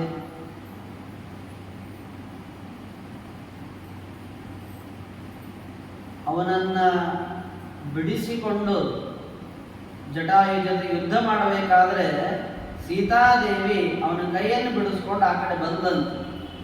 ಹಾ ರಾವಣ, ಹಾ ಲಕ್ಷ್ಮಣ ಅಂತಂದೊಂದು ರಾಮ ಲಕ್ಷ್ಮಣರನ್ನು ಎಲ್ಲಿದ್ದಾರೆ ಅಂತ ನೋಡ್ತಾ ನೋಡ್ತಾ ದುಃಖದ ಭರದಲ್ಲಿ ಹತ್ತಿರದಲ್ಲಿರುವ ಗಿಡಮರೆಗಳನ್ನು ಅಪ್ಕೊಂಡ್ಲಂತೆ.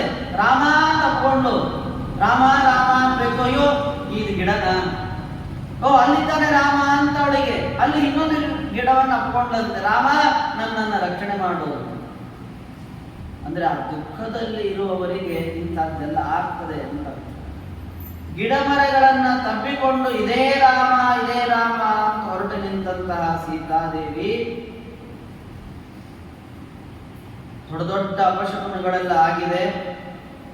ಕೊನೆಗೆ ಸೀತೆಯನ್ನ ಅಪಹರಿಸಿ ಆಕಾಶ ಮಾರ್ಗದಿಂದ ಹೊರಟೇ ಬಿಟ್ಟ ರಾವಣ. ಜಟಾಯು ಅದನ್ನೇ ನೋಡ್ತಾ ಇದೆ, ಕಣ್ಣೀರು ಸುರಿಸ್ತಾ ಇದೆ. ಅಸಹಾಯಕ ಮೇಲೆ ಹಾರಿ ಏನು ಮಾಡುವ ತಾಕತ್ತು ಹೋಗ್ಬಿಟ್ಟಿದೆ. ಈಗ ಆದರೆ ಪ್ರಾಣ ಹೋಗುವಷ್ಟು ತೊಂದರೆ ಕೊಟ್ಬಿಟ್ಟಿದ್ದಾನೆ, ಯುದ್ಧ ಮಾಡಿದ್ದಾನೆ. ಇನ್ನೇನಾದರೂ ಜಟಾಯುವಿನಿಂದ ಏನಾಗಲಿಕ್ಕೆ ಸಾಧ್ಯ ಇಲ್ಲ, ಅದು ಪ್ರಾಣ ಕಳ್ಕೊಳ್ತದೆ ಅಂತ ಪ್ರಾಣಾಂತಿಕವಾದ ವೇದನೆಯನ್ನು ಕೊಟ್ಟು ರಾವಣ ಹೊರಟ. ಸೀತಾದೇವಿ ಜಟಾಯುವಿಗೆ ಹೇಳ್ತಂತೆ, ನೀನು ನನ್ನ ಗಂಡನಿಗೆ ವಿಚಾರ ತಿಳಿಸು ಅಂತ.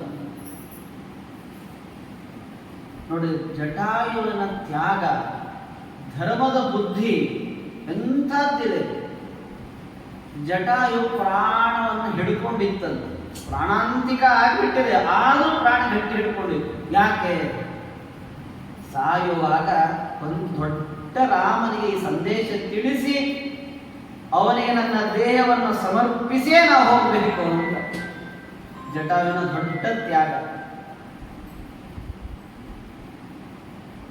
ಕೆಲವರು ಇರ್ತಾರೆ ನೋಡು, ಡಾಕ್ಟರೇ ಕೈ ಬಿಟ್ಟಿರ್ತಾರೆ, ಇನ್ನೇನೋ ಉಳಿಲಿಕ್ಕೆ ಸಾಧ್ಯ ಇಲ್ಲ, ವೆಂಟಿಲೇಟರ್ ಇನ್ನೇನೋ ತೆಗೆದ್ರೆ ಹೋಗ್ತಾರೆ ಅವರು, ಮನೆಗೆ ಕರ್ಕೊಂಡು ಹೋಗ್ಬಿಡ್ರಿ ಎಲ್ಲ ಹೇಳಿರ್ತಾರೆ ಕಡೆ, ಆದರೂ ಅವ್ರು ಬದುಕಿರ್ತಾರೆ. ಈ ಹಳೇ ತಲೆಗಳು ಜೀವ ಇಟ್ಕೊಂಡಿರ್ತಾವ.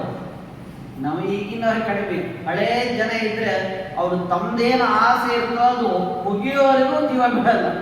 ಅವ್ರ ಅಕ್ಕನೋ ತಂಗಿನೋ ಬಂದೋ ಬಡಗೋ ಯಾರೋ ಬರಬೇಕು, ಭೇಟಿ ಆಗ್ಬೇಕು ಅಂತ ಬಾಯಿಂದ ಹೇಳಲಿಕ್ಕೆ ಆಗ್ತಿರಲ್ಲ, ಮನಸ್ಸಿನಲ್ಲಿ ಇಟ್ಕೊಂಡಿರ್ತಾರೆ. ಅವ್ರು ಬರೋ ತನಕ ಜೀವ ಹೋಗಲ್ಲ. ಕೆಟ್ಟ ಬೇಕಾದ್ರೆ ಡಾಕ್ಟರ್ ಏನ್ ಮಾಡಿದ್ರು ಆ ಪ್ರಾಣ ಹಂಗೆ ಇತ್ತು.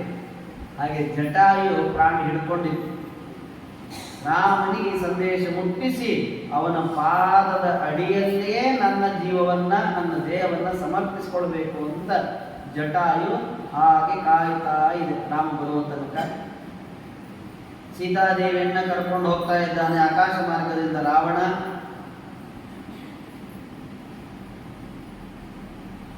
ನೋಡ್ರಿ, ಕಾಡಿನಲ್ಲಿ ಎಂಥ ವಿಚಿತ್ರ ನಡೆದಿದೆ ಅಂತಂದ್ರೆ, ಸೀತಾದೇವಿನ ಆಕಾಶ ಮಾರ್ಗದಲ್ಲಿ ರಾವಣ ಕರ್ಕೊಂಡು ಹೋಗ್ಬೇಕಾದ್ರೆ ಎಲ್ಲಾ ಪ್ರಾಣಿಗಳು ಒಟ್ಟಾದವು, ಮೀಟಿಂಗ್ ಮಾಡ್ತಾ ಇದ್ದಾವಂತ.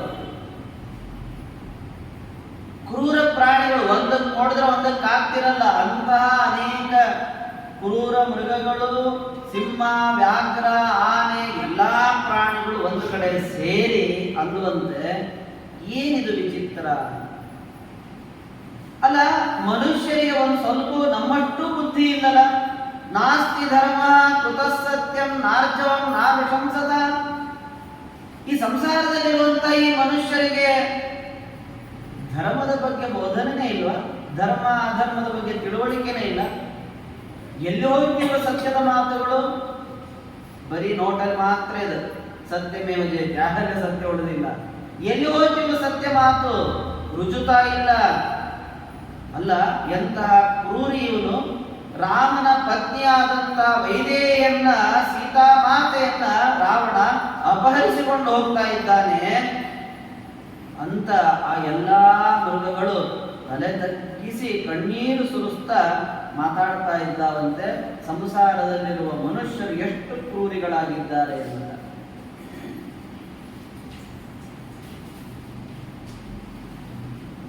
ಅವಳ ತಿಲಕ ಅಳಿಸಿ ಹೋಗ್ತಾ ಇದೆ. ಆ ರಭಸದಲ್ಲಿ ಎಳ್ಕೊಂಡು ಹೋಗ್ಬೇಕಾದ್ರೆ ಉದ್ದ ಕುಂಕುಮ ಅಳಿಸಿ ಹೋಗ್ತಾ ಇದೆ. ಸ್ವಲ್ಪ ಅಲ್ಲಿಂದ ಜಾರಿ ಬೀಳ್ತಾ ಇದ್ದಾವೆ ಒಂದೊಂದು ಗುಂಡುಗಳು, ಬಂಗಾರದ ಗುಂಡುಗಳು. ಆಗ ಸೀತಾದೇವಿ ಅಂತಾಳೆ, ನಿರ್ಲಜ್ಜ ನೀನು, ನಾವು ಅಪತ್ರಪಸೇ ನೀಚ ಕರ್ಮಣ ನೀನ ರಾವಣ. ನೀನು ನಾಚಿಕೆ ಆಗಲ್ಲ ರಾವಣ? ಹೊಟ್ಟಿಗೆ ಏನು ತಿಂತೀಯ ನೀನು? ಜ್ಞಾತ ವಿರಹಿತಾಂ ವ್ಯೋಮಾಂ ಚೋರಯಿತ್ವಾ ಪಲಾಯಸೆ. ಗಂಡನಿಂದ ವಿರಹಿತಳಾದಂತ ನಾನು ನನ್ನನ್ನ ಕಂಡು ಅಸಹಾಯಕಳಾದ ಅನಾಥಳಾದ ಒಬ್ಬಳೇ ಇರುವಾಗ ನನ್ನನ್ನ ವಂಚಿಸಿ ಕಳ್ಳತನವನ್ನು ಮಾಡಿ ಅಪಹರಿಸಿಕೊಂಡು ಪಲಾಯನವನ್ನು ಮಾಡ್ತಾ ಇದ್ದಾರೆ. ನೀನು ನಾಚಿಕೆ ಆಗಲ್ಲ? ನೀನೊಬ್ಬ ರಾಜನ, ನೀನು ದೊಡ್ಡ ಲಂಕಾಧಿಪತಿಯ, ನೀನು ಮಹಾದುಷ್ಟ. ಮತ್ತೆ ಒಂದಿಷ್ಟು ಬೈತಾಳೆ, ಇಡೀ ನಿನ್ನ ಕುಲಕ್ಕೆ ಧಿಕ್ಕಾರ ಇರಲಿ, ನಿನ್ನ ಚಾರಿತ್ರ್ಯವೇ ಹಾಳಾಗ್ತದೆ, ನಿನ್ನ ಕುಲವೇ ನಾಶ ಆಗ್ತದೆ ಅಂತ ಸೀತಾ ಮಾತೆ ಶಾಪ ಹಾಕಿದ್ದಂತೆ. ವಾಲ್ಮೀಕಿ ಋಷಿಗಳಂದ್ರು, ಮಾನಿನಿಯರ ಶಾಪ ಅದು ತಟ್ಟದೇ ಇರಲ್ಲ. ಅತಿಯಾದ ವೇದನೆ ಆಗಿದೆ ಅಂತಂದ್ರೆ ಒಂದು ಹೆಣ್ಣಿಗೆ ಅವಳು ಹಾಕಿದ ಶಾಪ ತಟ್ಟೇ ತಟ್ಟುತ್ತದೆ. ಅಂಥದ್ರಲ್ಲಿ ಸೀತಾದೇವಿ ಕೊಟ್ಟ ಶಾಪ ರಾಕ್ಷಸನಾದ ರಾವಣನಿಗೆ ತಟ್ಟದೇ ಇದ್ದಿದ್ದ. ಆ ಶಾಪದಿಂದಲೇ ಎಲ್ಲವನ್ನು ಅವನು ಕಳ್ಕೊಳ್ಬೇಕಾಯಿತು ಅಂತ ರಾಮಾಯಣ. ಅಂದು ನಿಜವಾಗಿಯೂ ನಿನಗೆ ಮರಣ ಹತ್ತಿರ ಬಂದಿದೆ, ನಿನಗೆ ಬಹಳ ಹೊತ್ತೇನಿಲ್ಲ, ಯಾಕಿಷ್ಟೆಲ್ಲ ನಾನು ಹೇಳ್ತಾ ಇದ್ರು ನನ್ನ ಮಾತು ನಿನಗೆ ರುಚಿಸ್ತಾ ಇಲ್ಲ ಅಂತಂದ್ರೆ ಕಾಲ ಪಾಶ ಮೃತ್ಯು ದೇವತೆ ನಿನಗೆ ಹಗ್ಗ ಹಾಕೇ ಬಿಟ್ಟಿದ್ದಾನೆ. ನಿನ್ನ ಕಂಠಕ್ಕೆ ಕುತ್ತಿಗೆಗೆ ಮೃತ್ಯು ಪಾಶವನ್ನು ಹಾಕಿದೆ, ನಿನಗೆ ಎಳೆಯೋದಷ್ಟೇ ಬಾಕಿ. ಅದು ರಾಮ ಬಂದು ನಿನ್ನನ್ನ ಮುಗಿಸ್ತಾನೆ, ಎಳೆದೇ ಬಿಡ್ತಾನೆ. ಇಷ್ಟು ನೀನು ಮಹಾ ಕ್ರೂರಿ, ಕಾಲಪಾಶದಲ್ಲಿ ಸಿಕ್ಕೊಂಡಿದ್ದೆ, ನೀನು ಮಹಾಪಾಪಿಷ್ಟ ಅಂತ ಹೇಳಿ ಇಷ್ಟೆಲ್ಲ ಹೇಳಿದಾಗ ಇವಳ ಜೊತೆಗೆ ಇನ್ನೂ ಹೀಗೆ ಮಾತಾಡ್ತಾ ಹೋದರೆ ನನ್ನ ಈ ಆಕಾಶ ಮಾರ್ಗದ ಜೊತೆಗೆ ರಾಮಲಕ್ಷ್ಮಣರು ಬರಬಹುದು ಅಂತೇಳಿ ಗಾಬರಿಗೊಂಡು ರಾವಣ ಹಿಂದೂ ಮುಂದು ನೋಡದೇನೆ, ಅವಳ ಮಾತಿಗೂ ಲಕ್ಷ್ಯ ಕೊಡದೇನೆ ಜೋರಾಗಿ ಹೋಗ್ತಾ ಇದ್ದಾನೆ. ಇದೇ ಸಂದರ್ಭದಲ್ಲಿ ಸೀತಾದೇವಿ ನೋಡಿ ಎಷ್ಟೆಲ್ಲ ಮಾಡ್ತಾ ಬಂದಿದ್ದಾಳೆ.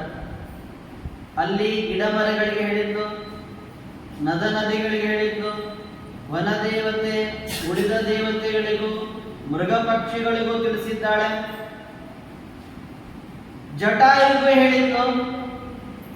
ಕೊನೆಗೆ ಅನಿಸ್ತಂತೆ ಅವರಿಗೆಲ್ಲ ಹೇಳಿದ್ದೇನೆ, ಆದ್ರೆ ಒಂದು ಕುರುಹು ಬೇಕಲ್ಲ. ಇವಳನ್ನ ಕರ್ಕೊಂಡು ರಾವಣ ಕರ್ಕೊಂಡು ಹೋದ ಇವರೆಲ್ಲ ಹೇಳ್ಬೋದು, ಆದ್ರೆ ದೃಢವಾಗಿ ಏನಾದ್ರೂ ಒಂದಕ್ಕೆ ಗೊತ್ತಾಗ್ಬೇಕಾಗ್ತದೆ, ಒಂದು ಕುರುಹು ಬೇಕು. ಇವರದ್ದೇ ಇದು ಹೀಗಾಗಿದೆ ಅನ್ನೋದಕ್ಕೊಂದು ದೃಢ ಬೇಕಲ್ಲ ನಿಶ್ಚಯವಾಗಿ.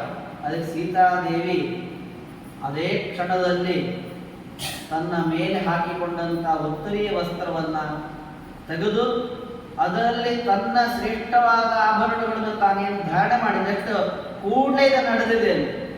ಅದನ್ನೆಲ್ಲ ಆ ವಸ್ತ್ರದಲ್ಲಿ ಕಟ್ಟಿ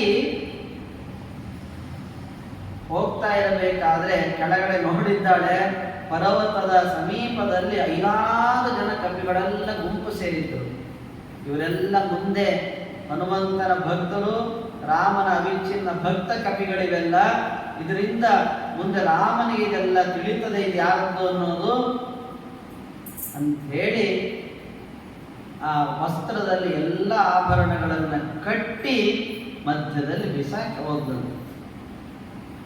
ರಾವಣಿಗೆ ಗೊತ್ತಾಯ್ತೋ ಇಲ್ಲೋ ಅಂತಂದ್ರೆ ದೇಶಾ ಮಧ್ಯೆ ವಿಶಾಲಾಕ್ಷಿ ಕೌಶೇಯಂ ಕನಕಪ್ರಭಾ ಉತ್ತರೀಯಂ ವರಾರೋಹ ಶುಭಾನಿ ಆಭರಣಾನಿ ಚ ಮುಮೋಚಿ ಯದಿರಾಮಾಯ ಸಂಶೇಯುರ್ತಿ ಭಾಮಿನಿ ವಸ್ತ್ರಂ ಉತ್ಸೃಜ್ಯ ತನ್ಮಧ್ಯೆ ನಿಕ್ಷಿಪ್ತಂ ಸಭೂಷಣಂ.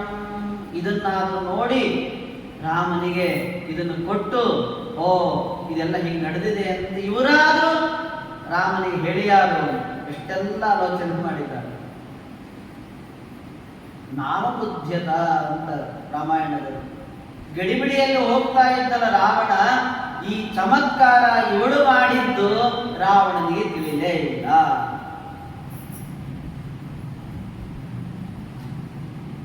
ಆಭರಣಗಳನ್ನ ಕೆಳಗೆ ಹಾಕಿದಾಗ ಕಪಿಗಳಿಗೆ ಆಶ್ಚರ್ಯ, ಏನು ಇದ್ದಕ್ಕಿದ್ದಾಗ ಆಭರಣ ಬಂತು, ಏನ್ ಚೀಲ ಅಂತ. ಎಲ್ಲಿಂದ ಬಂತು ಇನ್ನೂ ತೆಗೆದಿಲ್ಲ. ಅಷ್ಟರಲ್ಲಿ ಮೇಲ್ ನೋಡ್ತಾರೆ ಸೀತಾದೇವಿ, ರಾವಣ ಕರ್ಕೊಂಡು ಹೋಗ್ತಾ ಇದ್ದಾನೆ. ಅವರಿಗೆ ನಿಶ್ಚಯ ಇದು ಬೇರೆ ಯಾರದ್ದು ಅಲ್ಲ, ಸೀತಾಮಾತೆಯದ್ದೇ ಆಭರಣ, ರಾಮನಿಗೆ ಇದನ್ನ ಕೊಡಬೇಕು. ಆದ್ರೆ ಅವರಿಗೆ ಮೇಲಾದವನನ್ನು ಹಿಡಿಯುವಷ್ಟು ಪುರುಸೊತ್ತೇ ಅಷ್ಟು ವೇಗವಾಗಿ ಹೋಗ್ತಾ ಇದ್ದಾನೆ. ಆಗ ಸೂರ್ಯ ಪೂರ್ಣ ಸ್ತಬ್ಧನಾಗಿಬಿಡ್ತಾನೆ, ಪ್ರಕಾಶವೇ ಇಲ್ಲ. ಸೂರ್ಯನ ಪ್ರಕಾಶ ಇಲ್ಲ.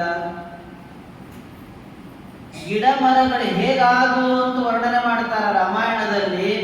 ಮೊದಲಿಗೆ ರಾಮನ ಪ್ರವೇಶದಿಂದ ಗಿಡ ಮರಗಳೆಲ್ಲ ಸಂತೋಷದಿಂದ ಹೂ ಹಣ್ಣುಗಳನ್ನು ಬಿಟ್ಟಿದ್ದಂತೆ ಸೀತಾ ಅಪಹರಣ ಆದಾಗ ಗಿಡ ಮರಗಳೆಲ್ಲ ಬಾಡಿ ಹೋಗಿದ್ದಾರೆ. ಪೂರ್ಣ ಕಗ್ಗತ್ತಲು, ಇಡೀ ಪ್ರಕೃತಿ ಗೋಗರಿತಾ ಇದೆ. ಪೂರ್ಣ ನಿಶಬ್ದ ವಾತಾವರಣ, ನಿರುತ್ಸಾಹ. ಯಾವ ಪ್ರಕೃತಿ ಗಿಡ ಮರಗಳಲ್ಲಿ ಏನೂ ಸಂತೋಷ ಇಲ್ಲ.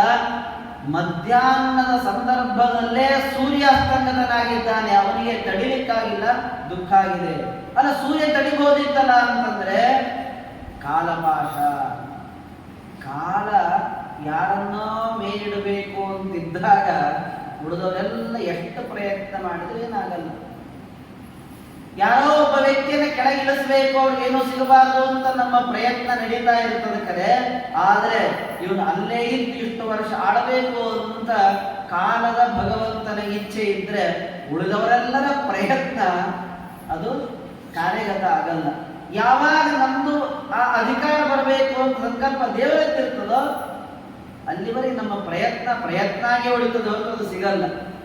ಅವನು ಇಳಿಸಬೇಕು ಅಂತ ಭಗವಂತನ ಸಂಕಲ್ಪ ಇದ್ದಾಗ ನಾವು ಮಾಡಿದಂತಹ ಪ್ರಯತ್ನಕ್ಕೆ ಆಗ ಫಲ ಸಿಗ್ತದೆ. ಸೂರ್ಯ ಅಸ್ತಂಗತನಾದ, ಈಗ ನನ್ನಿಂದ ಏನೂ ಮಾಡ್ಲಿಕ್ಕೆ ಸಾಧ್ಯ ಇಲ್ಲ, ಯಾಕೆಂದ್ರೆ ಇದು ನಡೆಯುವಂತಹದ್ದು ನಡೆಯೋದೇ, ಇದನ್ನಂತೂ ನಿಲ್ಲಿಸಲಿಕ್ಕೆ ಸಾಧ್ಯ ಇಲ್ಲ ಅಂದಿದ್ದಾರೆ. ಮುಂದೆ ಸೀತಾಮಾತೆಯನ್ನ ರಾವಣ ಲಂಕೆಗೆ ಕರ್ಕೊಂಡು ಹೋದ. ಇಡೀ ಲಂಕಾಪಟ್ಟಣವನ್ನೆಲ್ಲಾ ತೋರಿಸಿದಂತೆ, ನೋಡು ಸೀತೆ, ಇತ್ತ ದೊಡ್ಡ ಅರಮನೆ ಇದು, ಇದು ನಿನ್ನ ಅರಮನೆ, ಇದು ನನ್ನ ಅರಮನೆ. ಉಳಿದಂತ ಬೇಕಾದಷ್ಟು ಪತ್ನಿಯರಿದ್ದಾರೆ, ಅವರೆಲ್ಲರಿಗೂ ನೀನೇ ಮಹಾರಾಣಿ ಅಂತ ಮಾಡ್ತೇನೆ, ನೀನೇನು ವಿಚಾರ ಮಾಡಬೇಡ. ಇಷ್ಟು ಬಂಗಾರ ಇದೆ, ಇಷ್ಟು ಬೆಳ್ಳಿ, ಮುತ್ತು, ರತ್ನ, ಹವಳ ಏನಿತ್ತು ಎಲ್ಲವನ್ನೂ ತೋರಿಸಿದ ರಾವಣ. ಇನ್ನೇನಾದ್ರೂ ಇದನ್ನು ಬಿಟ್ಟು ನಿನಗೇನಾದ್ರೂ ಬೇಕಿದ್ರೆ ಹೇಳು, ಎಲ್ಲವನ್ನು ನಾನೆಲ್ಲ ಒದಗಿಸ್ತೇನೆ ಅಂತ ಅಂತ ಅಂತ ಅಂದ್ರೆ ಕಾಮಾತುರನಾದ ವ್ಯಕ್ತಿ ಹೇಗೆ ನಟಿಸ್ತಾನೆ ಅಂತಂದ್ರೆ, ಸೀತಾಮಾತೆಗೆ ಕಾಲು ಬಿದ್ದ, ಸೀತೆ ನಿನಗೆ ಕಾಲು ಮುಗಿತೇನೆ, ನನ್ನನ್ನು ಮದುವೆ ಆಗಿದೆ. ಮತ್ತೆ ಅವನಿಗೆ ನೋಡಿ ಜ್ಞಾನ ಇದೆ. ನೋಡು, ಏತೋ ಪಾದೋ ಮಯಾ ಸ್ನಿಗ್ಧೋ ಶಿರೋಭಿ ಪರಿಪೀಡಿತೋ ಪ್ರಸಾದಂ ಕುರ್ಮೇ ಕ್ಷಿಪ್ರಂ ವಶ್ಯೋ ದಾಸೋಹಮಸ್ಮಿತೆ. ನಿನ್ನ ದಾಸ ನಾನು, ನಿನ್ನ ವಶದಲ್ಲೇ ಇದ್ದೇನೆ. ಎರಡೂ ಪಾದಗಳನ್ನ ಗಟ್ಟಿಯಾಗಿ ಹಿಡ್ಕೊಂಡು ಹೇಳುತ್ತೇನೆ, ನನ್ನ ಮಡದಿಯಾಗು ನೀನು. ನೋಡು, ಎಂದೆಂದಿಗೂ ನಾನು ಇಲ್ಲಿವರೆಗೆ ಯಾರಿಗೂ ಕಾಲು ಮುಗಿದಿದ್ದೇ ಇಲ್ಲ. ಅನೇಕ ರಾಜಾದಿರಾಜರ ದೇವತೆಗಳೆಲ್ಲರೂ ನನ್ನ ದಾಸರಾಗಿದ್ದಾರೆ, ನಾನು ಇನ್ನೊಬ್ಬರ ದಾಸ ಆಗಿದ್ದಲ್ಲ. ಆದರೆ ಅದೆಲ್ಲವನ್ನು ಬಿಟ್ಟು ನಿನ್ನ ರೂಪಕ್ಕೆ ಮಾರು ಹೋಗಿ ನಾನು ನಿನ್ನ ದಾಸನಾಗಿದ್ದೇನೆ, ನಿನ್ನ ವಶದಲ್ಲಿದ್ದೇನೆ. ನೀನೇ ದೊಡ್ಡ ರಾಣಿ, ಇನ್ನು ಮೇಲಿನಿಂದ ನೀನು ನನ್ನ ಮಾತಿಗೆ ಒಪ್ಪಬೇಕು. ಸೀತಾದೇವಿಯ ಮಾತು ದೊಡ್ಡ ಆದರ್ಶ. ತೃಣಮಂತರತ ಕೃತ್ವ ರಾವಣಂ ಪ್ರತ್ಯಭಾಷತ. ಒಂದು ಹುಲ್ಲು ಕಡ್ಡಿಯನ್ನು ಮಧ್ಯದಲ್ಲಿ ಇಟ್ಟು ಅದನ್ನು ನೋಡಿ ಮಾತಾಡಿದ್ದಂತೆ, ನೇರವಾಗಿ ಮಾತಾಡಲಿಲ್ಲ. ಒಂದು ಬೇರೆ ಪುರುಷರ ಜೊತೆ ಮಾತಾಡಬಾರದು ಒಂದು ಸಂದೇಶ, ಇನ್ನೊಂದು ಯಾರೇ ಆಗಿರಲಿ ಅವರನ್ನ ದಿಟ್ಟಿಸಿ ನೋಡಿ ಮಾತನಾಡೋದು ಒಳ್ಳೆಯದಲ್ಲ. ತೃಣಮಂತರದ ಕೃತ್ವ, ಯಾವುದನ್ನೋ ನೋಡಿ ಮಾತಾಡಬೇಕು. ಅದರಲ್ಲೂ ಸೀತೆಯಿಂದ ಸಾರಿದ ಸಂದೇಶ ಏನು ಅಂದ್ರೆ, ದುಷ್ಟರಿದ್ರೆ ಅವರನ್ನು ನೋಡಿ ಮಾತಾಡಲೇಬಾರದು. ಇವನು ಪರಪುರುಷ, ಅದರಲ್ಲಿಯೂ ಮಹಾದುಷ್ಟ, ಕ್ರೂರ ಕರ್ಮಿ. ಆದ್ದರಿಂದ ಗಂಡನಿಗೆ ವಿರುದ್ಧವಾದಂತಹ ವರ್ತನೆ ಉಳ್ಳವನು, ರಾಮದ್ವೇಷಿ ಆಗಿರೋದರಿಂದ ಅವನ ಎದುರನ್ನ ನೋಡಿ ಡೈರೆಕ್ಟ್ ಆಗಿ ಮಾತಾಡದೇನೆ ದೃಢವಂತರ ತಕ್ಕೃತ್ವ, ಹುಲ್ಲು ಕಡ್ಡಿಯನ್ನ ಮಧ್ಯದಲ್ಲಿಟ್ಟು ಮಾತಾಡಿ ಜಗತ್ತಿಗೆ ಏನು ಸಂದೇಶ ಕೊಟ್ಟರು? ವಿಷ್ಣು ದ್ವೇಷಿಗಳು, ಪತಿ ದ್ವೇಷ ಮಾಡುವಂಥವರಿದ್ರೆ ಅವರನ್ನ ನಾವು ನೋಡಬಾರದು, ಅವರ ಜೊತೆಗೆ ಮಾತಾಡಬಾರದು. ಮಾತನಾಡುವಂತಹ ಪ್ರಸಂಗ ಇದ್ರೂ ಹುಲ್ಲು ಕಡ್ಡಿಯನ್ನು ಇನ್ಯಾವುದನ್ನೋ ನೋಡ್ತಾ ಮಾತಾಡು, ನೇರವಾಗಿ ಮಾತಾಡಬಾರ್ದು ಅಂತ. ಆಗ ಎಲ್ಲ ಹೇಳ್ತಾ ಬಂದು ರಾಮನ ಬಗ್ಗೆ ಮತ್ತೆ ಗುಣಗಾನ ಮಾಡಿದ್ದಾಳೆ. ರಾಮನ ಅನೇಕ ಗುಣಗಳನ್ನೆಲ್ಲ ಮಾತಾಡಿ, ನನ್ನನ್ನು ಎಷ್ಟೇ ನೀನು ಪ್ರಚೋದನೆ ಮಾಡಿದ್ರು, ಅನೇಕ ಪ್ರಲೋಭನೆಗಳನ್ನ ಒಡ್ಡಿದ್ರು ಅದಕ್ಕೆ ಮಾರು ಹೋಗೋಳಲ್ಲ, ಮೋಹಿತಳಾಗೋಳಲ್ಲ. ನಾನು ನನ್ನ ಪತಿ ಇವತ್ತಲ್ಲ ಎಂದೆಂದಿಗೂ ರಾಮನೇ ನನಗೆ ಪತಿ. ನನ್ನ ದೇವತೆ, ಈ ಜಗತ್ತಿನ ದೇವತೆ ಶ್ರೀರಾಮನೇ ಆಗಿದ್ದಾನೆ. ಇದರಲ್ಲಿ ಯಾವ ಸಂದೇಹವೂ ಇಲ್ಲ, ಯಾವ ಪ್ರಲೋಭನೆಗೂ ಮಾರು ಹೋಗೋಳಲ್ಲ. ನನಗೆ ಯಾವುದರ ಅಪೇಕ್ಷೆನೂ ಇಲ್ಲ. ರಾಮ ಒಬ್ಬನೇ ನನಗೆ ಬೇಕು, ಅವನು ಮಾತ್ರ ನನಗೆ ಅತಿ ಅಪೇಕ್ಷಿತ. ಇವನ ಮಾತಿಗೆ ಅವಳು ಏನು ಬಗ್ಲೇ ಇಲ್ಲ, ಬಲಾತ್ಕಾರ ಮಾಡುವ ಹಾಗೂ ಇಲ್ಲ. ಯಾಕಂದ್ರೆ ಅವನ ಹಿಂದೆ ಶಾಪ ಇದೆ, ಅದರ ನೆನಪಿತ್ತು. ಅದಕ್ಕೆ ಅಶೋಕವನ ಮಧ್ಯೆ ಮೈಥಿಲಿ ನೀಯತಾಮಿತಿ. ರಾಕ್ಷಸ ಸ್ತ್ರೀಯರಿಗೆಲ್ಲ ಹೇಳಿದ, ಇವಳಿಗೆ ನೇನು ಬದಲಾವಣೆ ಮಾಡಲಿಕ್ಕೆ ಈಗಂತೂ ಆಗ್ತಾ ಇಲ್ಲ, ಕಾಲದಲ್ಲಿ ನೋಡೋಣ, ಈಗ ಇವಳನ್ನು ಅಶೋಕವನದ ಮಧ್ಯದಲ್ಲಿ ಇವಳನ್ನು ಬಿಟ್ಟು ಬರಲಿ ಅಂತ. ಆಗ ಅಲ್ಲಿ ಶೋಕಪರೀತಾಗಿ ಪೂರ್ಣ ದುಃಖ ಸಾಗರದಲ್ಲಿ ಮುಳುಗಿದ್ದಾಳೆ. ಅಂತ ಅಳೋದು ದಿನ. ಯಾಕೆ ಅಳೋದು? ಇಡೀ ನೋಡ್ರಿ, ಯಾವಾಗ ದುಃಖ ಆಗ್ತಾ ಇದೆ, ನಮ್ಮವರು ಅಂತಿದ್ರೆ ನಮ್ಗೇನು ದುಃಖ ಆಗಲ್ಲ, ಆರಾಮಾಗಿರ್ತೇವೆ, ಸಮಯ ಹೋಗೋದು ಗೊತ್ತಾಗಲ್ಲ. ಯಾವಾಗ ಚಿಂತಾಕ್ರಾಂತರಾಗಿರ್ತೇವೋ, ನಮ್ಮ ಬಂಧು ಬಾಂಧವರು ನಮಗೆ ಪ್ರೀತಿ ಪಾತ್ರರು ನಮಗೆ ಕಣ್ಣಿಗೆ ಕಾಣೋದಿಲ್ಲ, ಆಗ ದುಃಖವೂ ಆಗ್ತದೆ, ಅಸಮಾಧಾನವೂ ಆಗ್ತದೆ, ಬೇಸರನೂ ಆಗ್ತದೆ. ನಾವು ಎಷ್ಟೊತ್ತಾಯ್ತಪ್ಪ ಇನ್ನು ಟೈಮ್ ಹೋಗ್ತಾನೆ ಇಲ್ಲಲ್ಲ ಅಂತ ಅನಿಸ್ತದೆ, ಕಾಲವೇ ಕಳೀತಾ ಇಲ್ಲ ಅಂತ ಅನಿಸ್ತದೆ. ನಮಗೆ ಚಿರಪರಿಚಿತರಾದವರು ಇದ್ರೆ, ನಮಗೆ ಬೇಕಾದ ವಾತಾವರಣ ಇದ್ರೆ ಹೋದ ಸಮಯವೇ ಗೊತ್ತಾಗುತ್ತೆ. ಅಲ್ಲಿ ಸೀತಾ ಮಾತೆ ಒಬ್ಬಳು, ಉಳಿದವರು ಎಲ್ಲ ರಾಕ್ಷಸರೇ. ಹಾಗಾಗಿ ತುಂಬಾ ದುಃಖ ಆಗ್ತಾ ಇದೆ. ಏನಂದ್ರೆ ಯಾವ ಆಹಾರವನ್ನು ತಗೊಂಡೇ ಇಲ್ಲ. ಆಗ ತಾಯಿಯಂದ ಮೇಲೆ ಕರುಣೆ ಇದ್ದೇ ಇರ್ತದ್ರೆ ಇಲ್ಲ ಮಕ್ಕಳಿಗೆ. ಬ್ರಹ್ಮದೇವರಿಗೆ, ರುಜುದೇವತೆಗಳಾದಂತಹ ಬ್ರಹ್ಮದೇವರಿಗೆ ಅನ್ನಿಸ್ತು, ನಮ್ಮವ್ವ ಅದು ಆಕೃತಿನೇ ಆಗಿರ್ಬೋದು, ಆದರೆ ಸೀತಾಕೃತಿನೇ ಆಗಿದ್ರು ಅವಳು ಬೆಳಗ್ಗೆಯಿಂದ ಪೂರ್ಣ ಉಪವಾಸದಲ್ಲೇ ಇದ್ದಾಳೆ. ಅವಳೇನೋ ತಿಂದಿಲ್ಲ ಅಂದಮೇಲೆ ನಾನಾದ್ರೂ ಹೊಟ್ಟೆಗೆ ಹೇಗೆ ಹಾಕೊಳ್ಳಿಕ್ಕೆ ಸಾಧ್ಯ? ಇಂದ್ರ, ನೀನು ತಾಯಿಯಾದಂತಹ ಸೀತೆಗೆ ಅಶೋಕವನದ ಮಧ್ಯದಲ್ಲಿದ್ದಾಳೆ, ಈ ಹವಿಷ್ಯಾನ್ನವನ್ನು ತಗೊಂಡು ಹೋಗು ಅಂತ ಕಳಿಸಿದ. ಇಂದ್ರ ಅಂತಾನೆ, ನಾನೇನು ಹವಿಷ್ಯಾನ್ನ ಅಂತ ತಗೊಂಡು ಹೋಗ್ಬೋದು, ಆದರೆ ರಾಕ್ಷಸರವರು, ನಿಶಾಚರರು ಹಗಲು ರಾತ್ರಿ ನಿದ್ದೆನೇ ಇಲ್ಲ ಅವರಿಗೆ. 24x7 ಯಾವಾಗಲೂ ಎಚ್ಚರದಲ್ಲೇ ಇರ್ತಾರೆ. ಯಾವಾಗ ಎಚ್ಚರ ಯಾವಾಗ ನಿದ್ದೆನೋ ಗೊತ್ತೇ ಆಗಲ್ಲ. ನಾನು ಹೀಗೆ ಹೋದ್ರೆ ಮುಂದೇನಾದೀತು ಬ್ರಹ್ಮ? ಅದಕ್ಕೆ ನಿದ್ರಾದೇವಿ ಹೇಳಿದ್ರಂತೆ ಬ್ರಹ್ಮದೇವರು, ಎಲ್ಲರೂ ಗಟ್ಟಿ ನಿದ್ರೆ ಬರುವಂತೆ ಮಾಡು. ಇಂದ್ರ ಹವಿಷ್ಯಾನ್ನವನ್ನು ತಗೊಂಡು ಬರ್ತಾ ಇದ್ದಾನೆ, ಎಲ್ಲರೂ ಗಟ್ಟಿ ನಿದ್ರೆಯಲ್ಲಿದ್ದಾರೆ. ಏನೊಂದು ಸೌಂಡ್ ಆದ್ರೆ ಎಚ್ಚರಿಕೆ ಆಗಿ ಸಾಧ್ಯ. ಎಲ್ಲ ಶಬ್ದ, ಯಾವುದರದ್ದು? ಗೊರಿಕೆ ಶಬ್ದ. ಇದು ಗೊರಿಕೆ ಅಂತಂದ್ರೆ 3-4 ಕೀ ನೋಡು, ಯಾವಾಗಲೂ ಇದ್ದೇ ಇರ್ತದೆ. ಮೊದಲೇದು ಏನಾಗ್ತದೆ ಅಂತಂದ್ರ, ಮೊದಲೇದು ಬೇಸರಕ್ಕಿ, ಬಹಳ ಬೇಸರ ಆಗ್ತದೆ. ಬೇಜಾರಾಯ್ತು ಅಂದ್ರೆ ಬೇಸರಕ್ಕಿ. ಆಮೇಲೆ ಆಕಳಿಸ್ಲಿಕ್ಕೆ ಶುರು ಮಾಡ್ತಾನೆ.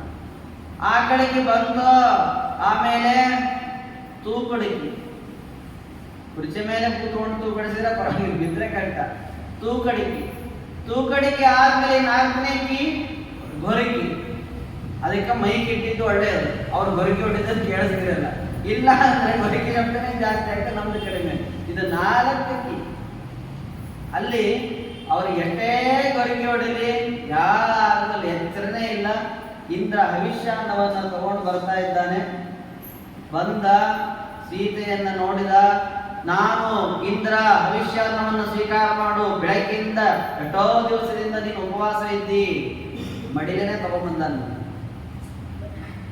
ಸೀತಾದೇವಿಯಂದು ನೀನೇನೋ ಹವಿಷ್ಯಾನ್ನವನ್ನು ತಗೊಂಡ್ಬಂದಿದ್ದು ನಿಜ, ಆದ್ರೆ ನೀನೇ ಇಂದ್ರ ಅಂತ ನನಗೆ ಗೊತ್ತಾಗಬೇಕು.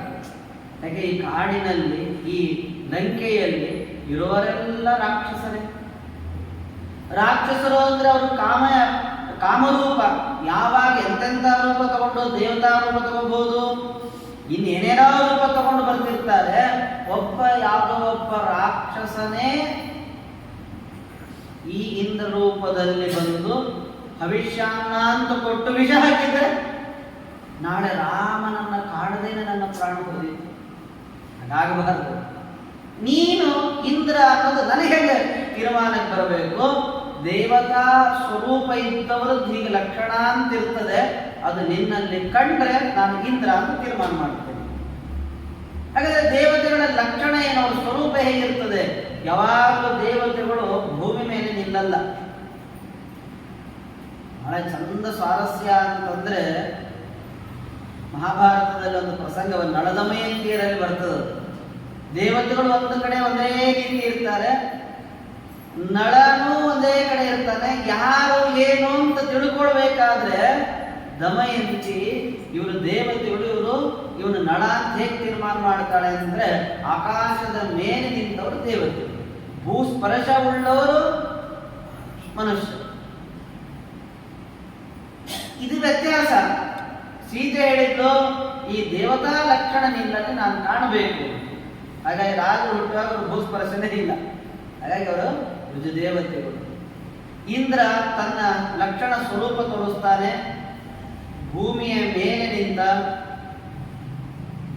ಪೀತಾಂಬರಧಾರಿಯಾದ ಇಂದ್ರನ ಲಕ್ಷಣ ಅಂತೇನಿದನೋ ಎಲ್ಲ ತನ್ನ ಆ ಲಕ್ಷಣದಿಂದ ಭರಿತನಾಗಿ ತನ್ನ ಸ್ವರೂಪವನ್ನ ಸೀತಾದೇವಿಗೆ ತೋರಿಸಿದ್ದಾನೆ. ದೇವರಾಜೋಸ್ಮಿ ಭದ್ರಂತೆ ಯಚಾಸ್ಮಿ ಶುಚಿಸ್ಮಿತೆ ಅಂತ ಹೇಳಿ, ಅರಾಜೋ ಅಂಬರಧಾರಿ. ಅರಾಜ ಅಂದ್ರೆ ರಜ ಅಂದ್ರೆ ಧೂಳು, ಮಣ್ಣು. ಅರಾಜ ಅದನ್ನ ತಾಕಿಸಿಕೊಳ್ಳದೇನೆ ಅಂತರಿಕ್ಷದಲ್ಲಿ ನಿಂತ. ಅಂಬರಧಾರಿ ಅಂದ್ರೆ ಪೀತಾಂಬರವನ್ನು ಉಟ್ಟುಕೊಂಡಿದ್ದಾನೆ. ಕಮಲದಂತಹ ಕಣ್ಣುಗಳು, ಇದನ್ನೆಲ್ಲ ಕಂಡು ದೇವತೆಗಳ ಲಕ್ಷಣಗಳು ಇವನಲ್ಲಿದೆ ಅನ್ನೋದನ್ನು ಖಾತ್ರಿ ಮಾಡಿಕೊಂಡ ಮೇಲೆ ಆಗ ಆಯಿತು ಅಂತ ಹವಿಷ್ಯಾನ್ನವನ್ನು ಸ್ವೀಕಾರ ಮಾಡ್ತಾ ಇದ್ದಾರೆ. ಹವಿಷ್ಯಾನ್ನವನ್ನು ಬಹಳ ದಿವಸ ಉಪವಾಸ ಇದ್ದಾಗ ಯಾರೇ ಕೊಟ್ರೆ ಏನಾದ್ರಿ ತಿಂದ್ಬಿಡೋಣ ಅಂತ ಹೇಳಿ ಬೇರೆಯವರಾದ್ರೆ ತಿಂತಿದ್ರು. ಆದ್ರೆ ಅದರ ವಿಷ ಸೀತೆ. ಮಹಿಳೆಯರಿಗೆಲ್ಲ ದೊಡ್ಡ ಆದರ್ಶವನ್ನ ಸೀತೆ ತನ್ನ ಪಾತ್ರ ಚಿತ್ರಣದಿಂದ ತೋರಿಸಿಕೊಳ್ತಾಳೆ. ತಾನು ಎಷ್ಟೋ ದೂರದಲ್ಲಿ ಇರಬಹುದು, ಎಲ್ಲೋ ಇದ್ದಾನೆ ರಾಮ, ಇವಳೆಲ್ಲೋ ಇದ್ದಾಳೆ. ನನ್ನ ಆ ಕಟ್ಟಕಾಲದಲ್ಲಿ ನನ್ನ ಗಂಡನಾದ ರಾಮ ಬರಲೇ ಇಲ್ಲ. ಯಾವುದೋ ಒಂದು ರೂಪದಿಂದ ಅವನಾದ್ರೂ ಅನ್ನ ತಂದು ಕೊಡ್ಬೋದಿತ್ತಲ್ಲ, ಯಾರೊಬ್ಬ ಇಂದ್ರ ಬಂದ, ನನ್ನ ಗಂಡನೇ ಬರಲಿಲ್ಲ ಅಂತ ವ್ಯಥೆ ಪಡಲಿಲ್ಲ. ಅವನಿಗೇನು ಎಲ್ಲೋ ಇರ್ತಾನೆ, ಏನೋ ತಿಂತಾನೆ ಎಂದು ಮಾತಾಡಲಿಲ್ಲ. ಏನು ಮಾಡಿದ್ರು ಸೀತಾದೇವಿ? ಇಂದ್ರ ಹಸ್ತದಿಂದ ಸ್ವೀಕರಿಸಿ ಆ ಹವಿಷ್ಯಾನ್ನವನ್ನ ಮೊಟ್ಟ ಮೊದಲಿಗೆ ಒಮ್ಮೆಲೆ ತಾನು ತಿನ್ನಲಿಲ್ಲಂತೆ. ಅನ್ನವನ್ನು ತಿನ್ನುವಾಗ ಅಳು ಬಂತು ಸೀತಾದೇವಿ. ಅಯ್ಯೋ, ಆ ಒಂದು ಕಾಡಿನಲ್ಲಿ ದಂಡಕಾರಣ್ಯದಲ್ಲಿ ನಾವು 3 ಜನ ಇರುವಾಗ ಹಣ್ಣು ಹಂಪಲುಗಳನ್ನ ಮೊದಲಿಗೆ ಅದನ್ನು ಶುದ್ಧಪಡಿಸಿ ಯಾವುದು ಬೇಯಿಸಬೇಕಾಗಿದ್ದು ಅದನ್ನೆಲ್ಲ ಬೇಯಿಸಿ ರಾಮನಿಗೆ ಬಡಿಸಿ, ತಮ್ಮನಾಗಿ ಬಂದಂತಹ ರಾಮನ ತಮ್ಮನಾಗಿ ಬಂದಂತಹ ಮೈದನಾದಂತಹ ಲಕ್ಷ್ಮಣನಿಗೆ ಬಡಿಸಿ ಆಮೇಲೆ ನಾನು ಉಣ್ತಾ ಇದ್ದೆ. ಆದ್ರೆ ಇದನ್ನ ನಾನು ಒಬ್ಬಳೇ ಇಟ್ಟು ತಿನ್ಬೇಕಾ? ನನಗಿದ ಅನ್ನ ಹೋಗಲ್ಲ, ಇದು ತಿನ್ಲಿಕ್ಕೆ ಸಾಧ್ಯವೇ ಇಲ್ಲ. ಆದ್ರೆ ಅವರಿಗೆ ಕೊಡೋಣ ಅಂದ್ರೆ ಅವರಿಲ್ಲ, ಎಲ್ಲೋ ಇಲ್ಲಿ ಏನೋ ಇಲ್ಲಿ ಅಂದ್ರೆ ತಿನ್ಲಿಕ್ಕೆ ಸ್ವಲ್ಪವೂ ಇಚ್ಛೆನೇ ಇಲ್ಲ ಸೀತಾದೇವಿ. ಅದಕ್ಕೆ ಏನ್ ಮಾಡ್ತಾಳೆ ಅಂದ್ರೆ ಆ ಸಂದರ್ಭವನ್ನ ನೆನಪಿಸಿಕೊಂಡು ಇದ್ದ ತಂದ ಸಿಕ್ಕ ಅನ್ನದಲ್ಲೇನೆ ನಾವು ಹೇಗೆ ಒಬ್ಬೊಬ್ಬರಿಗೆ ದೇವತೆಗಳಿಗೆ ಹಸ್ತೋದು ಮಾಡ್ತಾ ಯತಿಗಳಿಗೆಲ್ಲ ತೆಗಿತೇವಲ್ಲ, ಹಾಗೆ ಸೀತಾದೇವಿ ಸಿಕ್ಕ ಅನ್ನದಲ್ಲಿ ಭರ್ತೆ ಸಾ ಲಕ್ಷ್ಮಣಾಯ ಚ ಮೈಥಿಲಿ ನಿವೇದಯತ್ ಭಕ್ತಿ ಪ್ರೀತಿ ಗೌರವ ಜಿತೇಂದ್ರಿಯದಿಂದ ಕೂಡಿದಂತ ತನ್ನ ಹೆಂಡತಿಯು ಒಳ್ಳೆ ಇದ್ದು ಅಲ್ಲೇ ಇರುವಂತಹ ಪ್ರಸಂಗಗಳಿದ್ರೂ ತಂದೆ ತಾಯಿಯನ್ನ ರಾಜ್ಯ ಭೋಗವನ್ನ ಹೆಂಡತಿಯನ್ನು ಪರಿತ್ಯಜಿಸಿ ಅಣ್ಣನೇ ಅತ್ತಿಗೆನೇ ಸರ್ವಸ್ವ ಅಂತ ಬಂದಂತಹ ಲಕ್ಷ್ಮಣಾಯ, ಇದು ಲಕ್ಷ್ಮಣನಿಗೆ ಅಂತ.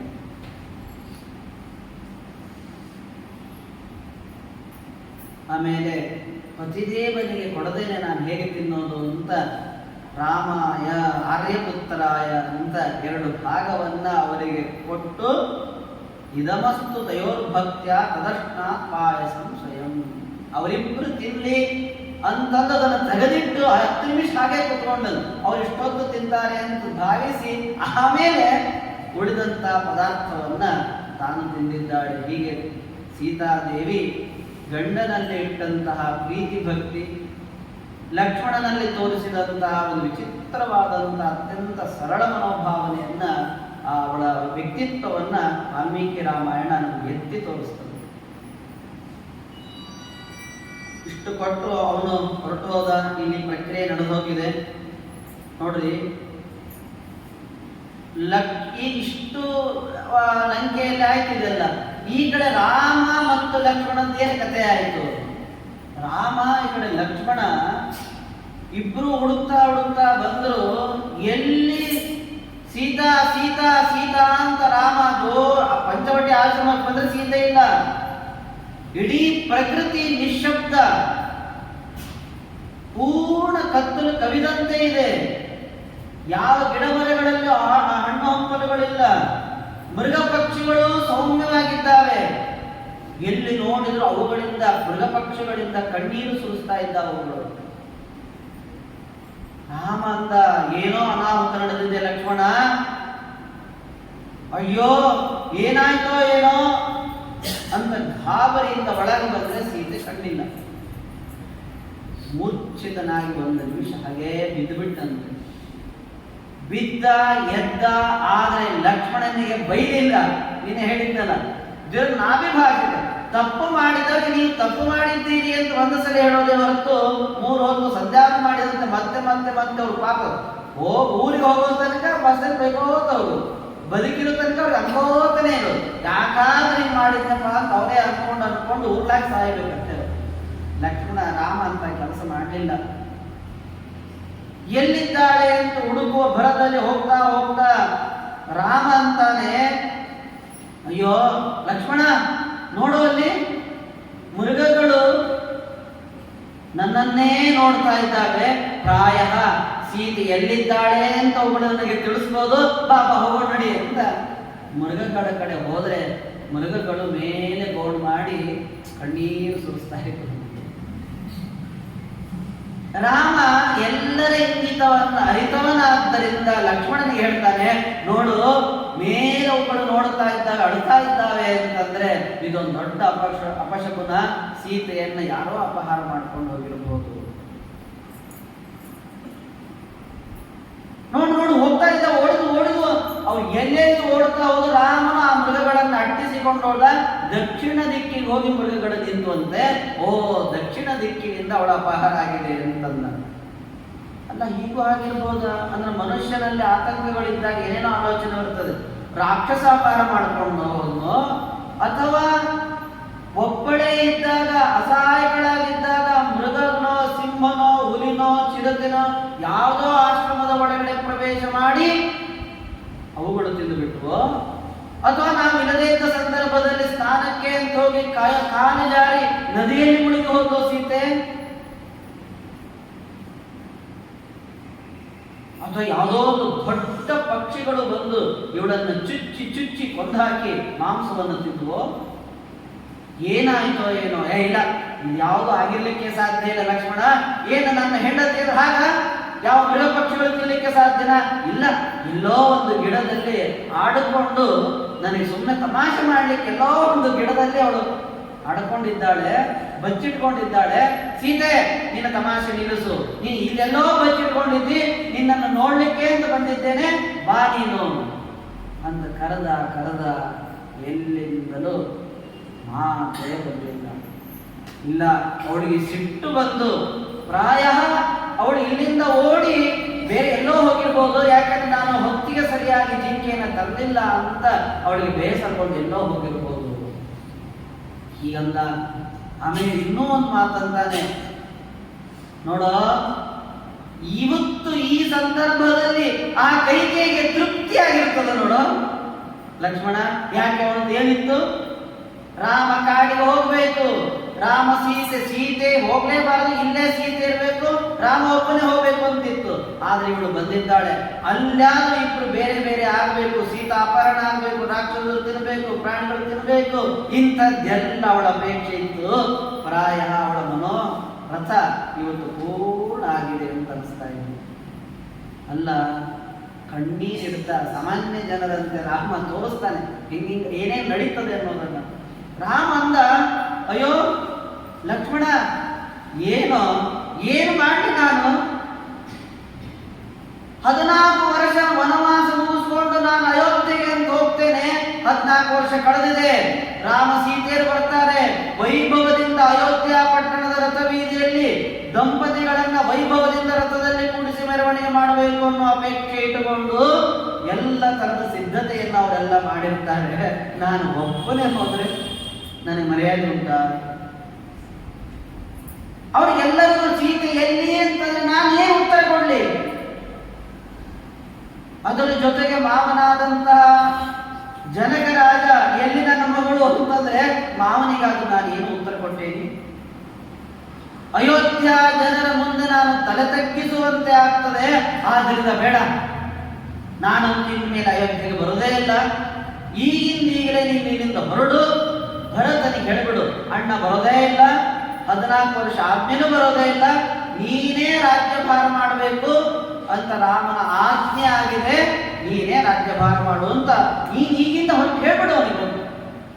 ನನಗಂತೂ ಅಯೋಧ್ಯೆಯಲ್ಲಿ ಸೀತೆಯನ್ನ ಕರ್ಕೊಂಡು ಹೋಗದೇನೆ ಅಯೋಧ್ಯೆಯಲ್ಲಿ ಕಾಲು ಇಡ್ಲಿಕ್ಕೆ ಮನಸ್ಸಿಲ್ಲ. ಒಂದ ಕಾಡಿನಲ್ಲೇ ಇದ್ದು ಬಿಡ್ತೇನೆ, ಇಲ್ಲಾಂದ್ರೆ ಸೀತೆ ಇಲ್ಲ ಅಂದ್ರೆ ನಾನಾದ್ರೂ ಬದುಕೇನು, ನಾನಾದ್ರೂ ಸತ್ತು ಹೋಗ್ಬಿಡ್ತೇನೆ. ಅಷ್ಟು ಪೂರ್ಣ ದುಃಖ ಸಾಗರದಲ್ಲಿ ಮುಳುಗಿದವರಂತೆ ಅಂತಹ ಸಂದರ್ಭದಲ್ಲಿ ಮನುಷ್ಯನ ಆಲೋಚನೆಗಳೆಲ್ಲ ಹೇಗೆ ಬರುತ್ತವೆ ಅನ್ನೋದನ್ನ ರಾಮ ತಾನು ತೋರಿಸ್ತಾ ಇದ್ದಾನೆ. ಆ ಸಂದರ್ಭದಲ್ಲಿ ಲಕ್ಷ್ಮಣ ನೋಡಿ ಹೇಗೆ ಪಾತ್ರ ಚಿತ್ರಣ ಇರ್ತದೆ. ನಾವೊಬ್ಬರು ದುಃಖದಲ್ಲಿದ್ದಾಗ, ತೊಂದರೆಗೀಡಾದಾಗ, ಗಾಬರಿ ಆದಾಗ ಅವರು ಇನ್ನೊಟ್ಟು ನಿಮ್ಗೆ ಅವತ್ತೇ ಹೇಳಿದೇನ್ರಿ ಹಿಂಗ್ಯಾಕೆ ಮಾಡಿದ್ರಿ, ಇನ್ನೊಟ್ಟು ಅವ್ರಿಗೆ ಗಾಬರಿ ಮಾಡಬಾರ್ದು, ಸಾಂತನ ಮಾತಾಡೋದು. ರಾಮ ಎಲ್ಲದರಲ್ಲೂ ಶಕ್ತಿ ಉಳ್ಳವನೇ. ಲಕ್ಷ್ಮಣ ಅಂದ, ಆರೇ ಪುತ್ರ ನೀನು, ದೊಡ್ಡ ದಶರಥ ಮಹಾರಾಜನ ಮಗನಾಗಿ ನೀನು ಇಷ್ಟು ಅಳ್ತಾ ಕೂತ್ಕೊಳ್ಳದ ರಾಮ, ಯಾಕೆ ನೀನು ಹೆದರ್ತಿ, ಯಾಕೆ ಅಳುತ್ತಿ, ಏನಂತದ್ದಾಗಿದೆ? ನಿನ್ನ ಮಡದಿ ಸೀತಾ ಮಾತೆ ನನ್ನ ತಾಯಿ, ಯಾರೇ ಅಪಹರಿಸಿಕೊಂಡು ಹೋಗ್ಲಿ, ಅವಳು ಎಲ್ಲೇ ಇರಲಿ, ನಾವು ಕರ್ಕೊಂಡು ಬರ್ತೇವೆ, ನಾನು ಕರ್ಕೊಂಡು ಬರ್ತೇನೆ. ಯಾವ ರಾಕ್ಷಸರು ತಿನ್ಲಿಕ್ಕೆ ಸಾಧ್ಯ ಇಲ್ಲ, ಪ್ರಾಣಿ ಪಶು ಪಕ್ಷಿಗಳು ತಿನ್ಲಿಕ್ಕೆ ಸಾಧ್ಯ ಇಲ್ಲ. ರಾಮ ನೀನು ಮಾತ್ರ ದುಃಖಿತನಾಗಬೇಡ, ನಿನ್ನ ಈ ಪರಿಸ್ಥಿತಿಯನ್ನು ನಾನು ಎಂದೂ ಕಂಡವನೇ ಅಲ್ಲ, ಸಮಾಧಾನ ಮಾಡಿಕೊ ಅಂತ ಸಮಾಧಾನ ಮಾತುಗಳನ್ನು ಹೇಳಿದ್ದಾನೆ. ಹಾಗೆ ಹುಡುಕ್ತಾ ಇನ್ನು ತುಂಬಾ ಸುಂದರವಾದಂತಹ ಸನ್ನಿವೇಶಗಳು ಮುಂದೆ ಮುಂದೆ ಪ್ರಯಾಣ ಮಾಡ್ತಾ ಇದ್ದಾಗ ಕಾಣುತ್ತೆ ನೋಡ್ರಿ. ಯಾವುದು? ಪ್ರಾಣ ಹಿಡ್ಕೊಂಡಿದೆ.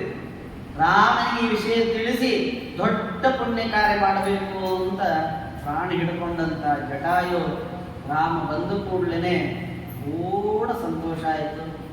ರಾಮ ಅದರ ಹತ್ತಿರಕ್ಕೆ ಹೋದ. ನನ್ನ ತಂದೆಯ ಸಖ ನೀನು, ಯೋಗಿಗೆ ಪರಿಸ್ಥಿತಿ ಎಲ್ಲ ನಡೆದ ಘಟನೆಯನ್ನೆಲ್ಲ ಹೇಳಿ, ರಾಮ ನೀನೇನು ಬೇಸರ ಮಾಡಬೇಡ, ಹೆದರಬೇಡ, ಸಮಾಧಾನದಿಂದ ಇರು, ಚಿಂತೆ ಬೇಡ. ರಾವಣ ಯಾವ ಕಾಲದಲ್ಲಿ ಸೀತಾಪಹರಣ ಮಾಡ್ಕೊಂಡು ಹೋಗಿದ್ದಾನೋ ಆ ಕಾಲ ಸರಿಯಾಗಿ ಕಳ್ಳತನಕ್ಕೆ ಯೋಗ್ಯವಾದ ಕಾಲವೇ ಅಲ್ಲ. ಕಳ್ಳತನ ಮಾಡಬೇಕಾದ್ರೂ ಮುಹೂರ್ತ ನೋಡ್ಬೇಕು, ಹೋಗಿ ಪ್ರಶ್ನೆ ಹಾಕಿಸ್ಬೇಕು.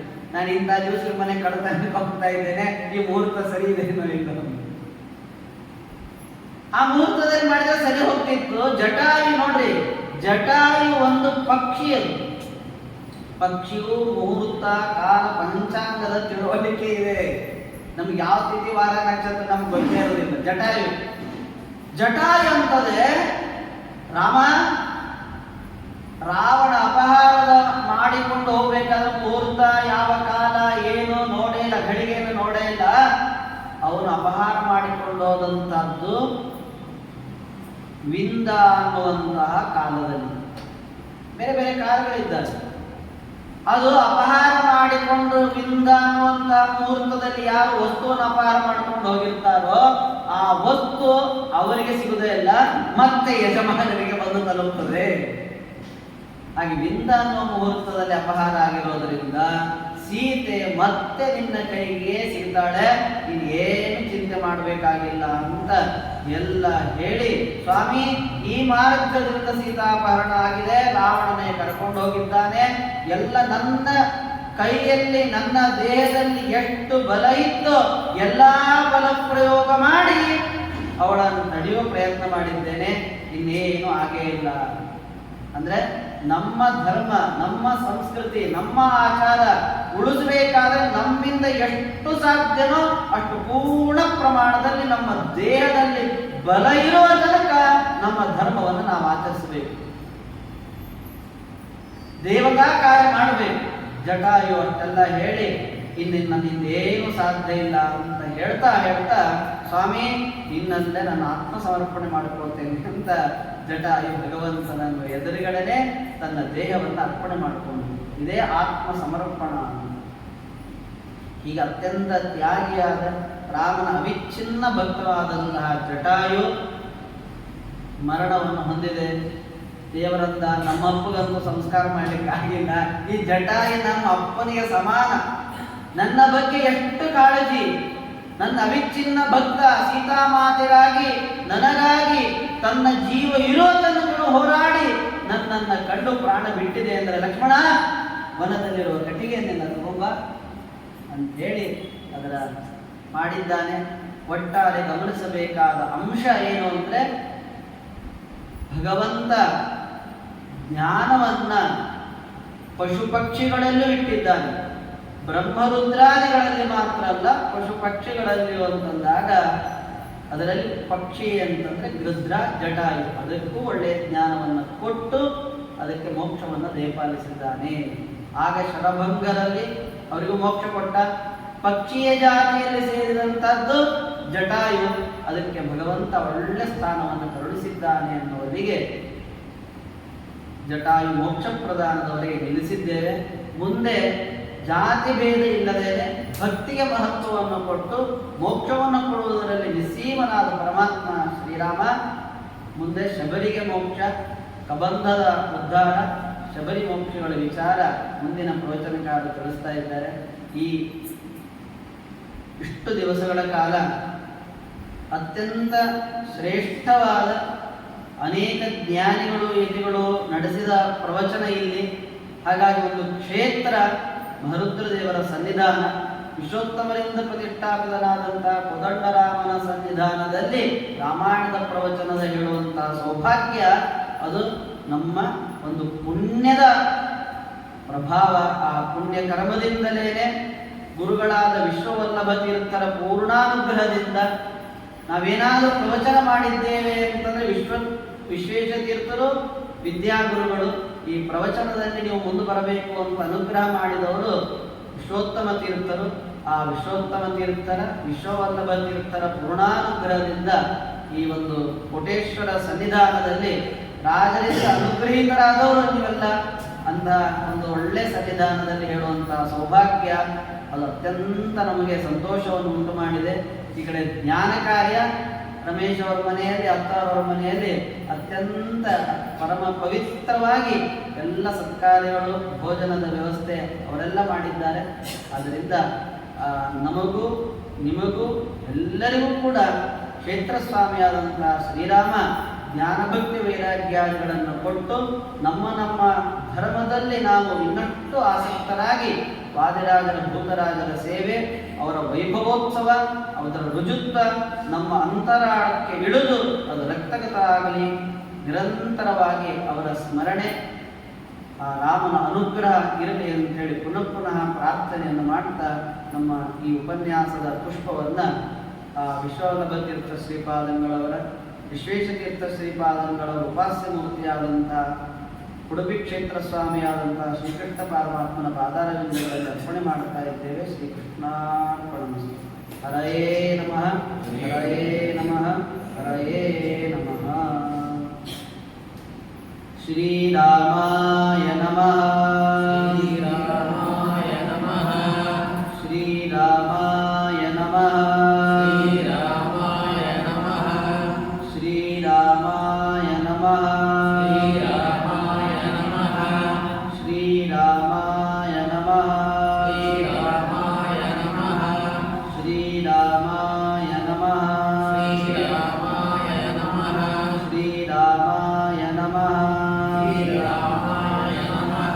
ಶ್ರೀರಾಮಾಯ ನಮಃ, ಶ್ರೀರಾಮಾಯ ನಮಃ,